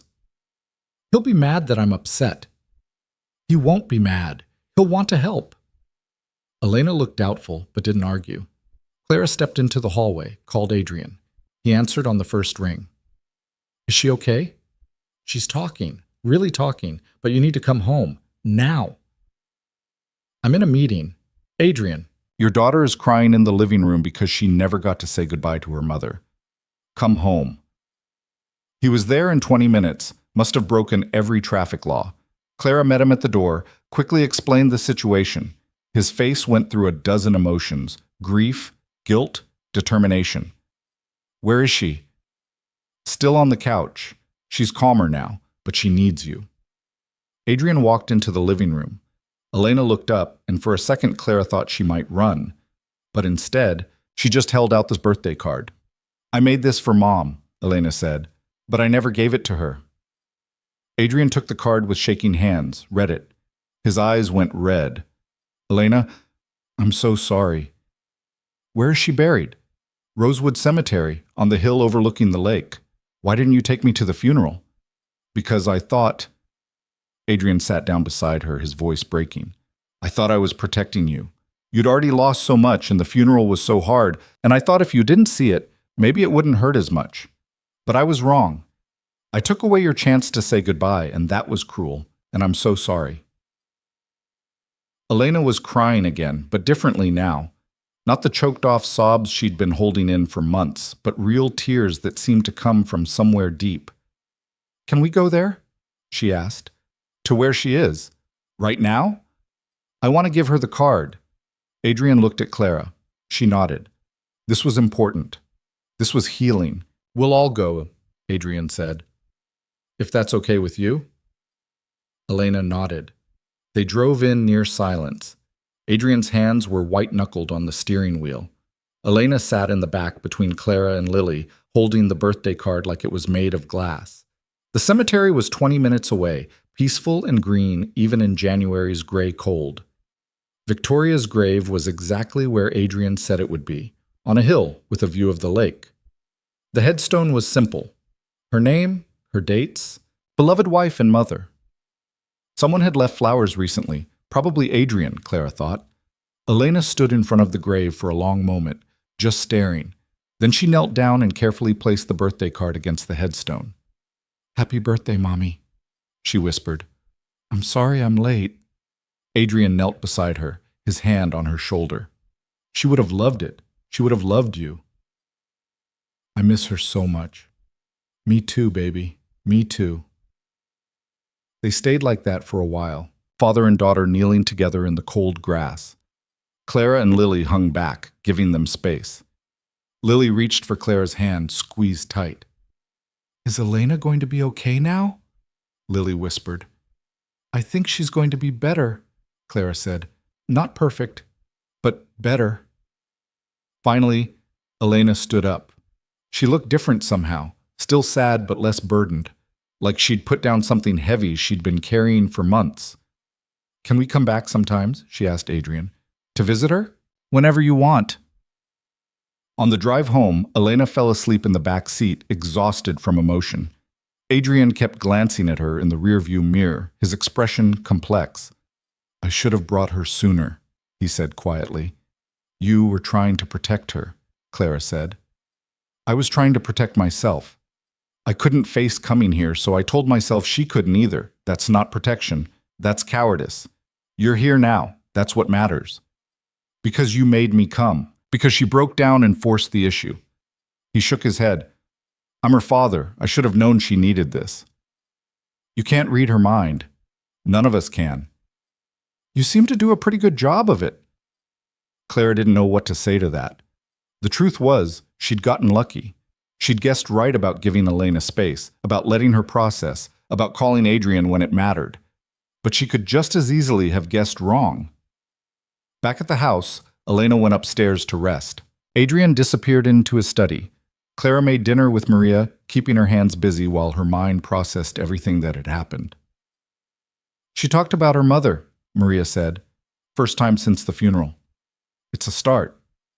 More than a start. It's a breakthrough. Maria paused. You know, I thought Mr. Cole was crazy when he made that post online. Thought he'd completely lost it. But then you showed up and I thought, what's this poor woman going to do?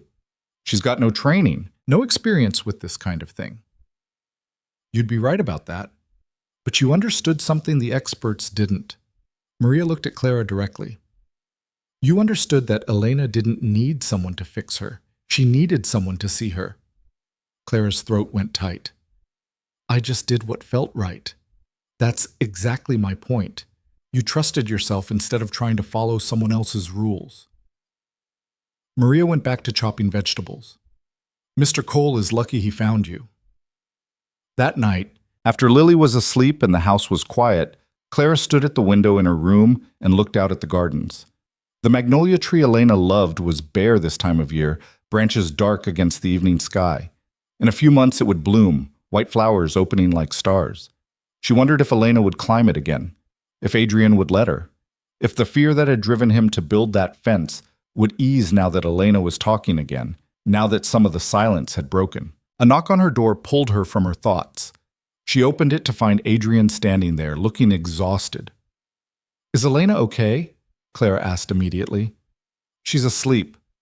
I checked on her 10 minutes ago. He hesitated. Can I come in? Clara stepped back, let him enter. He looked around the room like he was seeing it for the first time, taking in the lived-in mess. Lily's drawings on the desk, Clara's book stacked on the nightstand, the stuffed rabbit forgotten on a chair.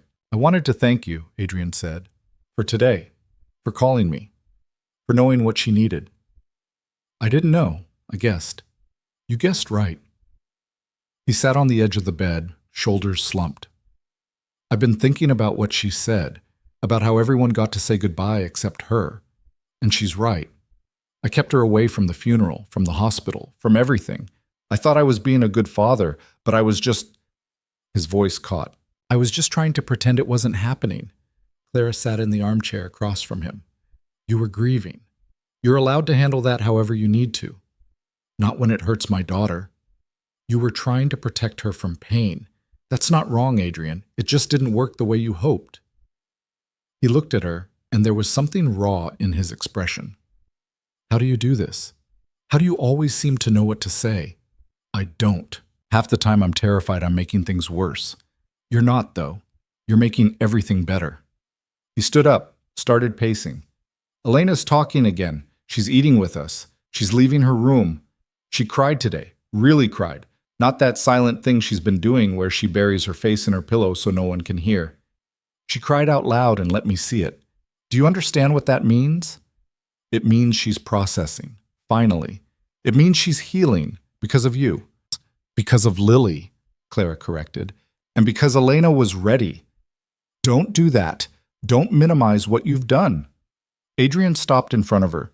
You walked into an impossible situation with no training and no support, and you somehow made it work. You gave my daughter her voice back. Clara stood up too, uncomfortable with the intensity in his voice. I gave her a safe space, that's all. The voice was always hers. Clara, Adrian, don't. She moved toward the door, needing distance. Don't make this into something it's not. I'm doing a job. I'm good at it, apparently, but it's still just a job. Is it? The question hung between them. Clara wanted to say yes, wanted to maintain that professional boundary, keep everything clean and simple, but the truth was messier. She cared about Elena, cared about watching her slowly come back to life, cared about the way Adrian looked at his daughter like she was his entire world, cared about this strange family she and Lily had stumbled into. I should go check on Lily, Clara said instead of answering. It's after midnight. She's definitely asleep. Still, Adrian studied her for a long moment, then nodded. Thank you again, for today, for everything. You're welcome. He left. Clara closed the door and leaned against it, her heart racing for reasons she didn't want to examine too closely. This was getting complicated. She was getting too attached. She needed to remember this was temporary, that eventually she and Lily would leave, that this wasn't their real life. But when she checked on Lily and found her sleeping peacefully in a bed that was warm and safe, when she thought about Elena crying openly for the first time in months, when she remembered Adrian's face when his daughter said she missed her mother, it was getting harder to remember what real life even meant anymore. The weeks that followed were better. Not perfect, but better. Elena started joining them for dinner every night. She still didn't talk much, but her silences were different now. Comfortable instead of suffocating. She and Lily continued their drawing sessions, and gradually Elena started teaching Lily techniques, how to shade, how to create depth, how to make things look three-dimensional. She also started talking to Adrian again. Short conversations at first, careful and tentative, but conversations nonetheless. How was school? He'd ask. Fine, we learned about the solar system. Did you like it? Yeah, I want to draw Saturn next, with the rings. Simple exchanges, normal exchanges. The kind of thing that shouldn't have made Adrian look like he'd been given the world, but did. Clara watched them rebuild their relationship piece by careful piece, and something in her chest ached. This was what she'd been hired to do. This was success. So why did it feel bittersweet? One evening, about 6 weeks after the cemetery visit, Elena asked if she could have a friend over. The request came during dinner. Adrian nearly dropped his fork. A friend? He repeated. From school. Her name is Sophie. She's in my class. Elena's voice was small, uncertain. We've been sitting together at lunch. She likes to draw too. Adrian looked at Clara, speechless. Clara smiled. That sounds great. When were you thinking? Maybe this weekend, if it's okay? It's more than okay, Adrian managed. Sophie came on Saturday. She was a quiet girl with glasses and a backpack full of art supplies. She and Elena disappeared into the library, emerged 3 hours later having created an elaborate fantasy world populated by dragons and wizards. Clara watched Elena explain the rules of their invented universe to Sophie. Her voice animated, her hands moving expressively, and thought, this is it. This is what normal looks like. That night, after Sophie had gone home and Elena was in bed, Adrian found Clara in the kitchen. She's making friends, he said, wonder in his voice. She is. She's talking to kids her own age, inviting them over. Being social. Told you she'd find her people eventually? Adrian leaned against the counter. I need to ask you something, and I need you to be honest. Clara's stomach tightened. Okay. Do you think she still needs you, or have we reached the point where she'd be okay if you left? The question shouldn't have hurt. It was practical, logical. The whole point of Clara's job was to work herself out of a job, but it still felt like a punch to the chest. I think she'd be okay, Clara said carefully. She's not all the way there yet, but she's close. Another few months, maybe, and she won't need me at all. And Lily? How would she feel about leaving? Clara hadn't let herself think about that too much. Lily had settled into life at the mansion like she'd been born to it. Better school, better resources, a friend in Elena. Going back to their old life would be hard. She'd adjust, Clara said. Kids are resilient. That's not what I asked. She'd be sad, but she'd be okay. Adrian nodded slowly. And you? Would you be sad? Clara didn't know how to answer that. Yes, she'd be sad, but she'd also be relieved. This life wasn't hers. This world of wealth and comfort and safety wasn't where she belonged. She was just borrowing it for a while. I'd miss Elena, Clara said finally, and I'd worry about her, but that's normal. Just Elena? The question was loaded. Clara could feel it. She met Adrian's eyes and saw something there that made her pulse quicken. Adrian, I'm not asking you to stay forever, he said quickly. I know that's not fair, but maybe a little longer, another few months at least. Elena's doing better, but she's still fragile, and I don't want to risk her sliding back by changing too much too fast. It was a reasonable request, practical, professional. So why did it feel like something else entirely? Okay, Clara heard herself say. A few more months. Adrian's relief was visible. Thank you. He left before Clara could second-guess her decision. She stood in the empty kitchen and wondered what she'd just agreed to. Wondered why Adrian's question about whether she'd be sad had felt less like a professional inquiry and more like something personal. Wondered why the thought of leaving made her chest ache in a way that had nothing to do with Elena and everything to do with the man who'd hired her. This was getting complicated, and Clara had no idea how to uncomplicate it. Spring came slowly that year, hesitant and uncertain, like it wasn't sure if it was welcome. But it came anyway, the way healing always does, not because it's invited, but because it's inevitable if you just keep breathing long enough. The magnolia tree bloomed in late March, white petals unfurling against a pale blue sky.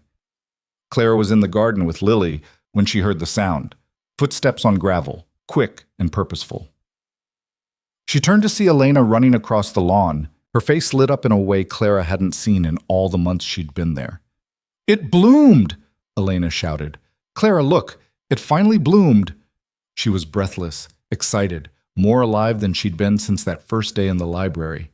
Lily jumped up from the flowers they'd been examining and ran to meet her, and the two girls stood under the magnolia together, tilting their heads back to look at the branches heavy with blossoms.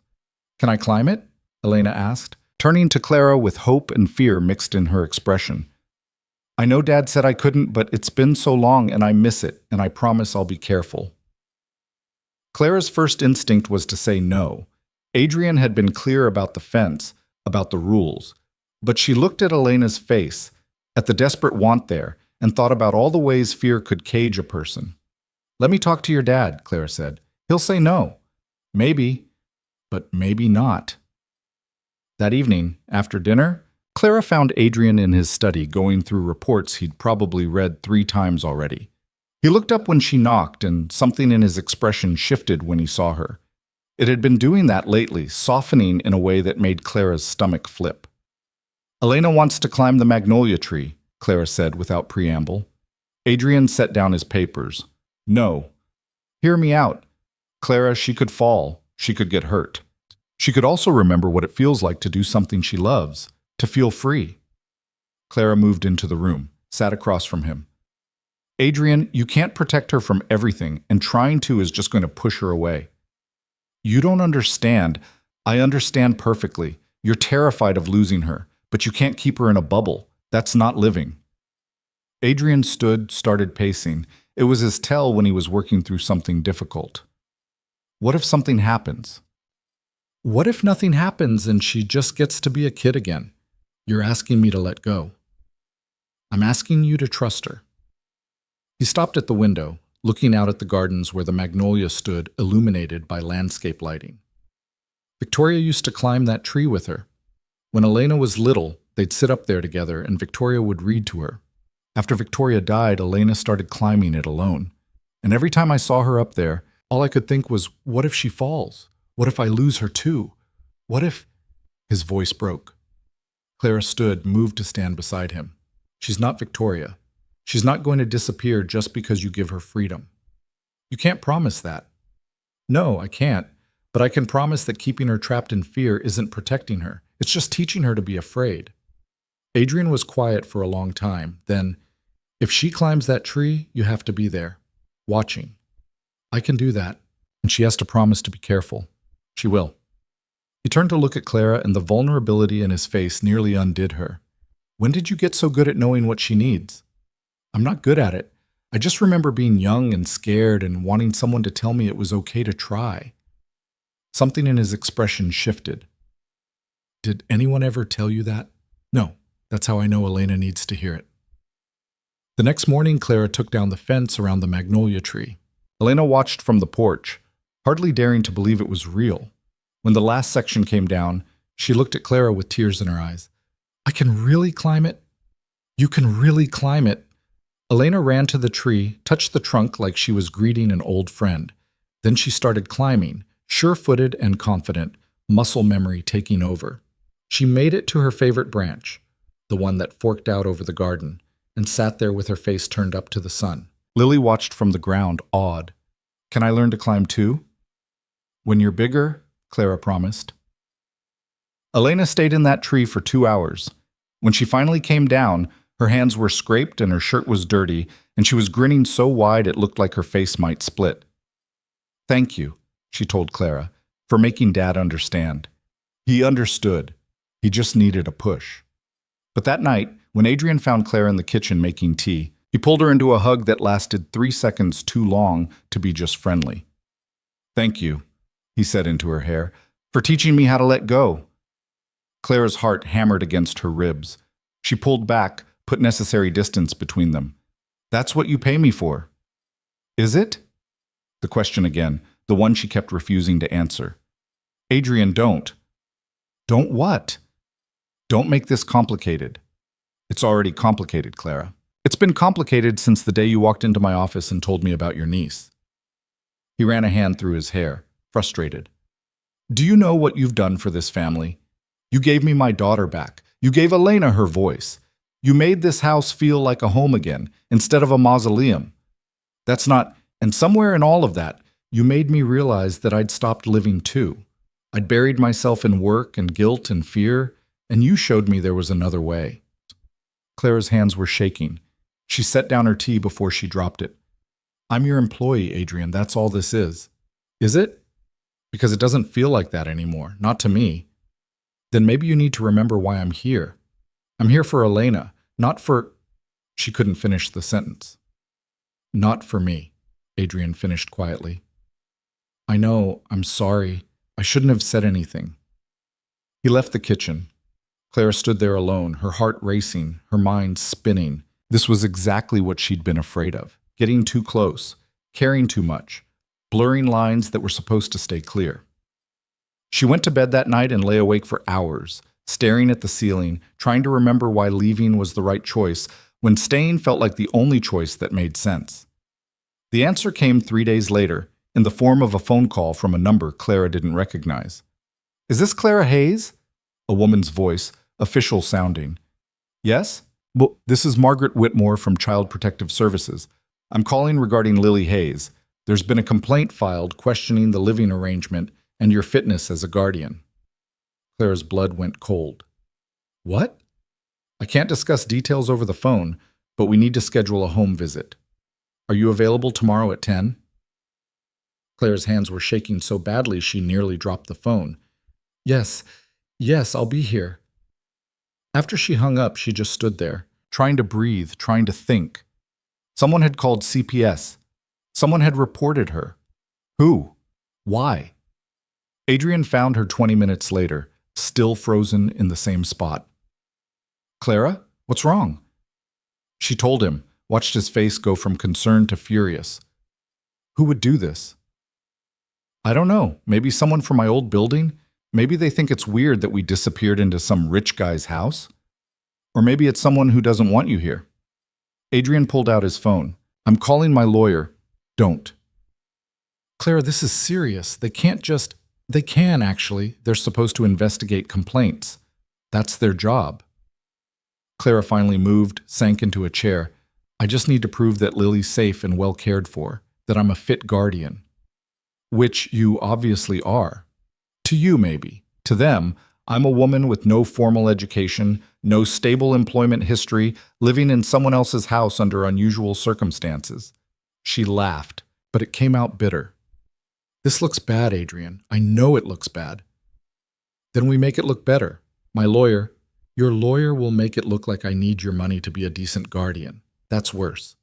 Clara stood up. I need to handle this myself.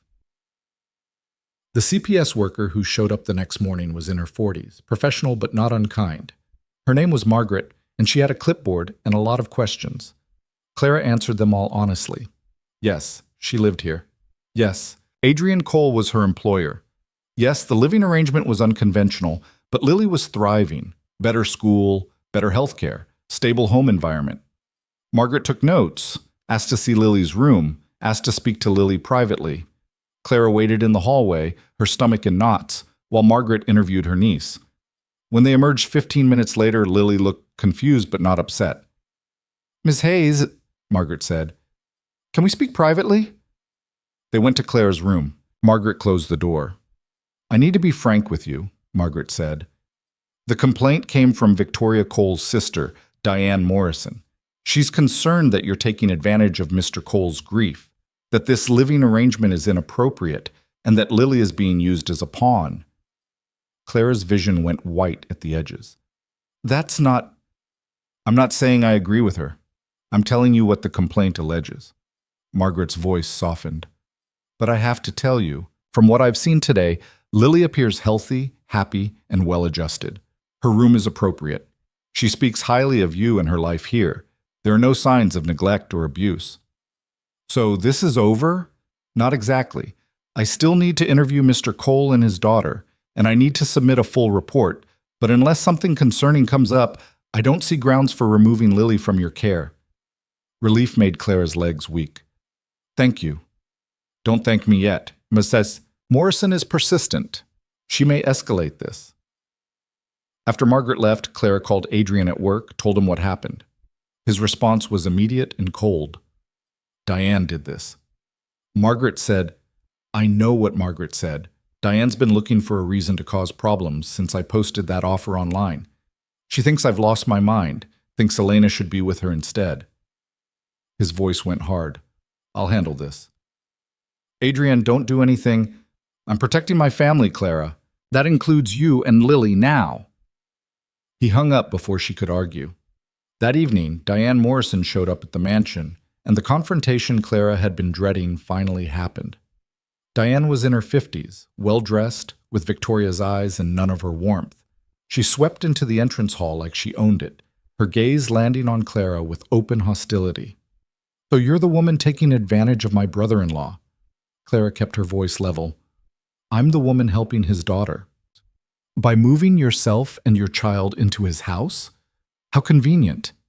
Aunt Diane? Elena appeared at the top of the stairs, her voice small. What are you doing here? Diane's expression softened slightly. Elena, sweetheart, I came to check on you. I've been worried. I'm fine. Are you? Because from what I hear, your father has a complete stranger living here, someone with no credentials, no background in child psychology. She's not a stranger, Elena said, coming down the stairs. She's Clara. She helped me when nobody else could. Elena, you don't understand.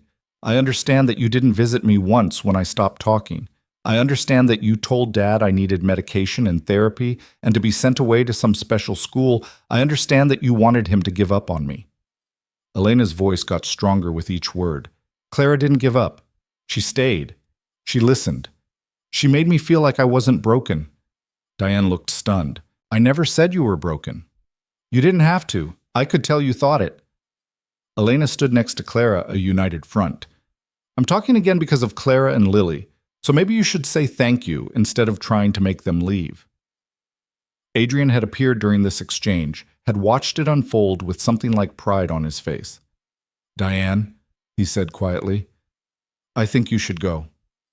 Adrian, I'm trying to protect you. By calling CPS on the woman who saved my daughter? By trying to remove Lily from a stable home? By making Clara's life hell because you don't approve of my choices? His voice was calm, but there was steel underneath. I love Victoria. I always will. But she's gone, and I have to keep living. Elena has to keep living, and Clara has been a part of that healing. If you can't accept that, then I need you to leave. Diane looked between Adrian and Elena, searching for support she wasn't going to find. Finally, she grabbed her purse. This isn't over, she said. Yes, it is. Adrian walked to the door, opened it. Goodbye, Diane. After she left, the silence in the entrance hall was deafening. Elena broke it first. Is Clara really leaving? Clara's heart clenched. No, honey. Not if you don't want me to. I don't want you to, ever. Elena, please. Elena's eyes filled with tears. You and Lily are family now. You can't leave. You just can't. Clara looked at Adrian, helpless. He looked back, and there was a question in his eyes that had nothing to do with employment. We should talk, Clara said. All of us. They ended up in the living room, Clara and Adrian on one couch, Elena and Lily on the other. It felt like a family meeting, which was both appropriate and terrifying. Here's what I know, Clara started. I came here to do a job, help Elena, collect a paycheck, move on. But somewhere along the way, that changed. I care about you guys, all of you, more than I probably should. Then stay, Elena said immediately. It's not that simple, sweetheart. There are complications. Like what? How did you explain to an 8-year-old that you were falling for her father and that was completely inappropriate and probably disastrous? You didn't. You found other words. Like the fact that your Aunt Diane has a point, Clara said. This living arrangement is unusual. People are going to talk. They're going to assume things. I don't care what people think, Adrian said. You should care. You have a company to run, a reputation to maintain, and I have Lily to protect. If staying here puts her at risk, it doesn't, Adrian interrupted. Margaret said Lily was fine. The investigation is basically over. For now, but Diane's right about one thing. This isn't normal. A billionaire CEO living with his employee and her niece? That's a headline waiting to happen. So we make it normal, Adrian leaned forward. You're not just an employee, Clara. You haven't been for months. He paused, choosing words carefully with both girls watching. You're important to this family, to me. And if staying here in some ambiguous capacity makes you uncomfortable, then we change the parameters. What are you suggesting? I'm suggesting we make this official, not as employer-employee, as family. Clara's breath caught. Adrian, I'm not talking about marriage or anything you're not ready for, he said quickly. I'm talking about adoption, legal guardianship, making sure you and Lily have protection, security, a real place here that nobody can question. Elena's eyes went wide. You mean Lily would be like my sister? If Clara agrees, yes. And Clara would be like, family? She already is family, Elena. We're just talking about making it legal. Lily had been quiet through all of this, but now she spoke up. Aunt Clara, does this mean we get to stay forever? Forever. The word hung in the air, terrifying and tempting in equal measure. Clara looked at Adrian, at the hope and fear mixed in his expression. Looked at Elena, practically vibrating with excitement.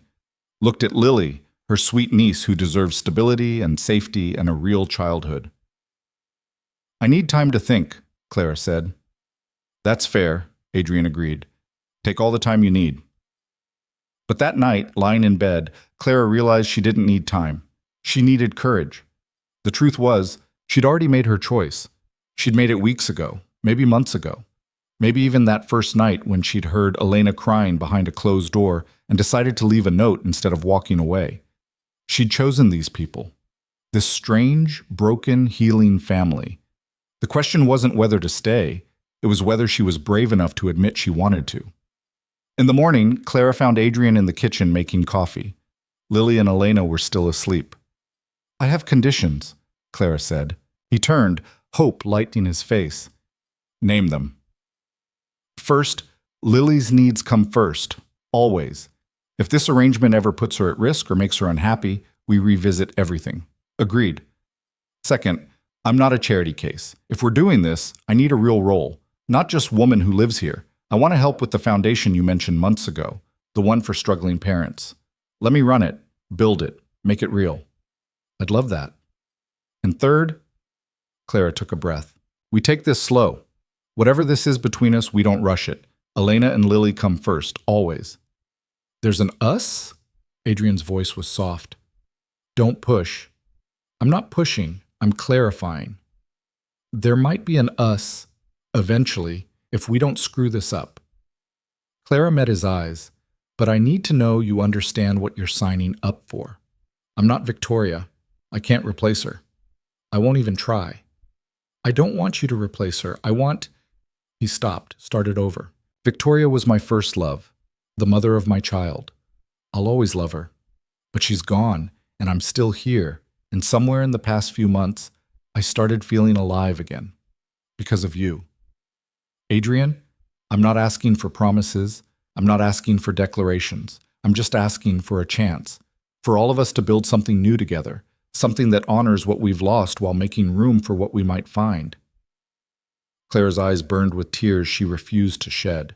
That's a lot of big words for a guy who makes his money in software. I've had months to practice this speech. She laughed despite herself. Okay. Okay? We'll try, slow, careful, with the girl's happiness as our priority. Adrian's smile could have lit up the entire house. I can work with that. The legal arrangements took weeks to finalize. Adoption papers for Lily, making Clara her legal mother instead of just guardian. A trust fund to ensure Lily's education and future. Clara's official role as director of the newly formed Cole Foundation for Family Support, with a salary that made her dizzy and a mission that made her heart sing. And through it all, life continued. Elena started art classes at a local studio, came home covered in paint and bubbling with stories about her teacher and the other students. Lily finished first grade at the top of her class, made friends with 3 girls she brought home for playdates that turned the mansion into a chaos of giggles and running feet. Adrian learned to let go a little more each day, let Elena climb her tree, let Clara make decisions without consulting him first, let himself be happy without feeling guilty about Victoria's absence. And Clara learned that home wasn't a place you were born into. It was a place you built, piece by careful piece, with people who chose to stay even when staying was hard.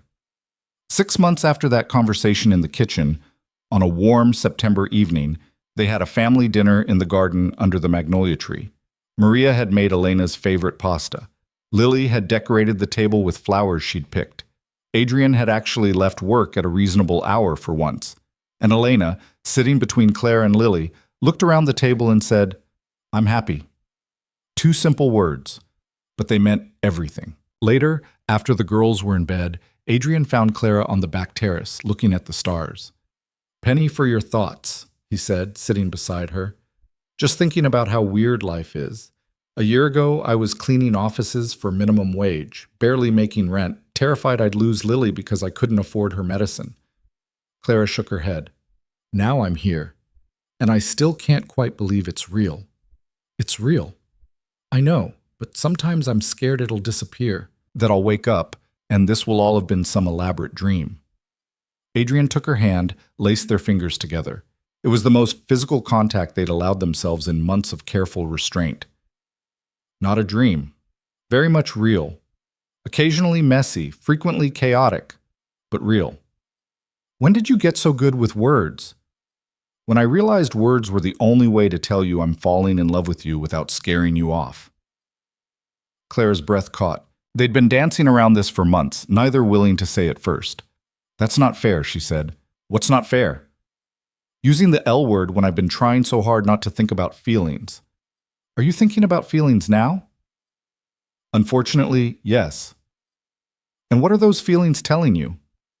Clara turned to look at him, this man who'd been broken when she met him, who'd learned to heal, who'd made room in his damaged heart for her and Lily. "They're telling me that I walked into your life planning to fix your daughter and leave. But instead, you fixed me, made me believe I deserved more than survival. That Lily and I deserved a real home, real family, real happiness. Clara, and they're telling me that I love you too. Even though it's terrifying and complicated and probably still a little bit inappropriate given how we started. She squeezed his hand. But I love you anyway. Adrian kissed her then, soft and careful, like she was something precious. When they pulled apart, they were both smiling. The girls are going to lose their minds when they find out, Clara said. Elena already knows. She asked me last week when I was going to stop being scared and just tell Clara you love her. Clara laughed. Smart kid. She learned from the best. They sat there under the stars, hands linked, and Clara thought about all the ways life could surprise you. How sometimes the people who saved you were the ones who walked in with nothing. How healing wasn't linear or clean or perfect. How family wasn't about blood or credentials or knowing all the right things to say. It was about showing up, staying, choosing each other every single day, even when it was hard. Especially when it was hard. Inside the house, two girls were sleeping safely, dreaming their separate dreams. One who'd found her voice again. One who'd found a real home. Both loved, both protected, both given a chance at the kind of childhood that left room for joy. And in that moment, Clara understood what she'd been trying to articulate for months. It wasn't about credentials or qualifications or knowing the perfect therapeutic approach. It was about presence, patience, the willingness to sit with someone in their pain and not try to fix it, just witness it, to stay when everyone else left, to believe in healing even when it seemed impossible. That's what she'd given Elena, what she'd given this whole family, and what they'd given her in return was worth more than any amount of money could measure, the knowledge that she was enough. Just as she was, no training required. Come on, Adrian said, standing and pulling her up with him. Let's go inside. Early day tomorrow. When isn't it an early day in this house? Fair point. They walked back inside together, turning off lights, checking doors, doing the ordinary mundane tasks of people who'd built a life together. And Clara thought about how she'd never expected to be here. In this mansion with this man and these children, building something that looked nothing like what she'd planned but felt exactly right. Sometimes the best things in life were the ones you never saw coming. Sometimes the person you saved ended up saving you right back. And sometimes, just sometimes, walking in with nothing was exactly what someone needed, because it meant you came with no agenda, no expectations, no demands. Just the willingness to stay, to witness, to believe in the possibility of healing even when everyone else had given up. That was enough. It had always been enough. And as Clara climbed the stairs to check on Lily one last time before bed, she smiled at the thought of how far they'd all come, how much they'd grown, how much they'd healed. The billionaire had learned that money couldn't buy happiness, but presence could create it. The silent girl had learned that her voice mattered, that she was allowed to hurt and heal and be imperfectly human. The little girl had learned that home wasn't about buildings or bank accounts, but about people who chose to stay. And Clara had learned that sometimes the most important qualification for helping someone wasn't training or credentials or expertise. It was simply being willing to show up day after day with nothing but your own broken history and the belief that healing was possible. That was the gift she'd given them. And the gift they'd given her in return, love, family, home, was worth more than $500 million. It was worth everything.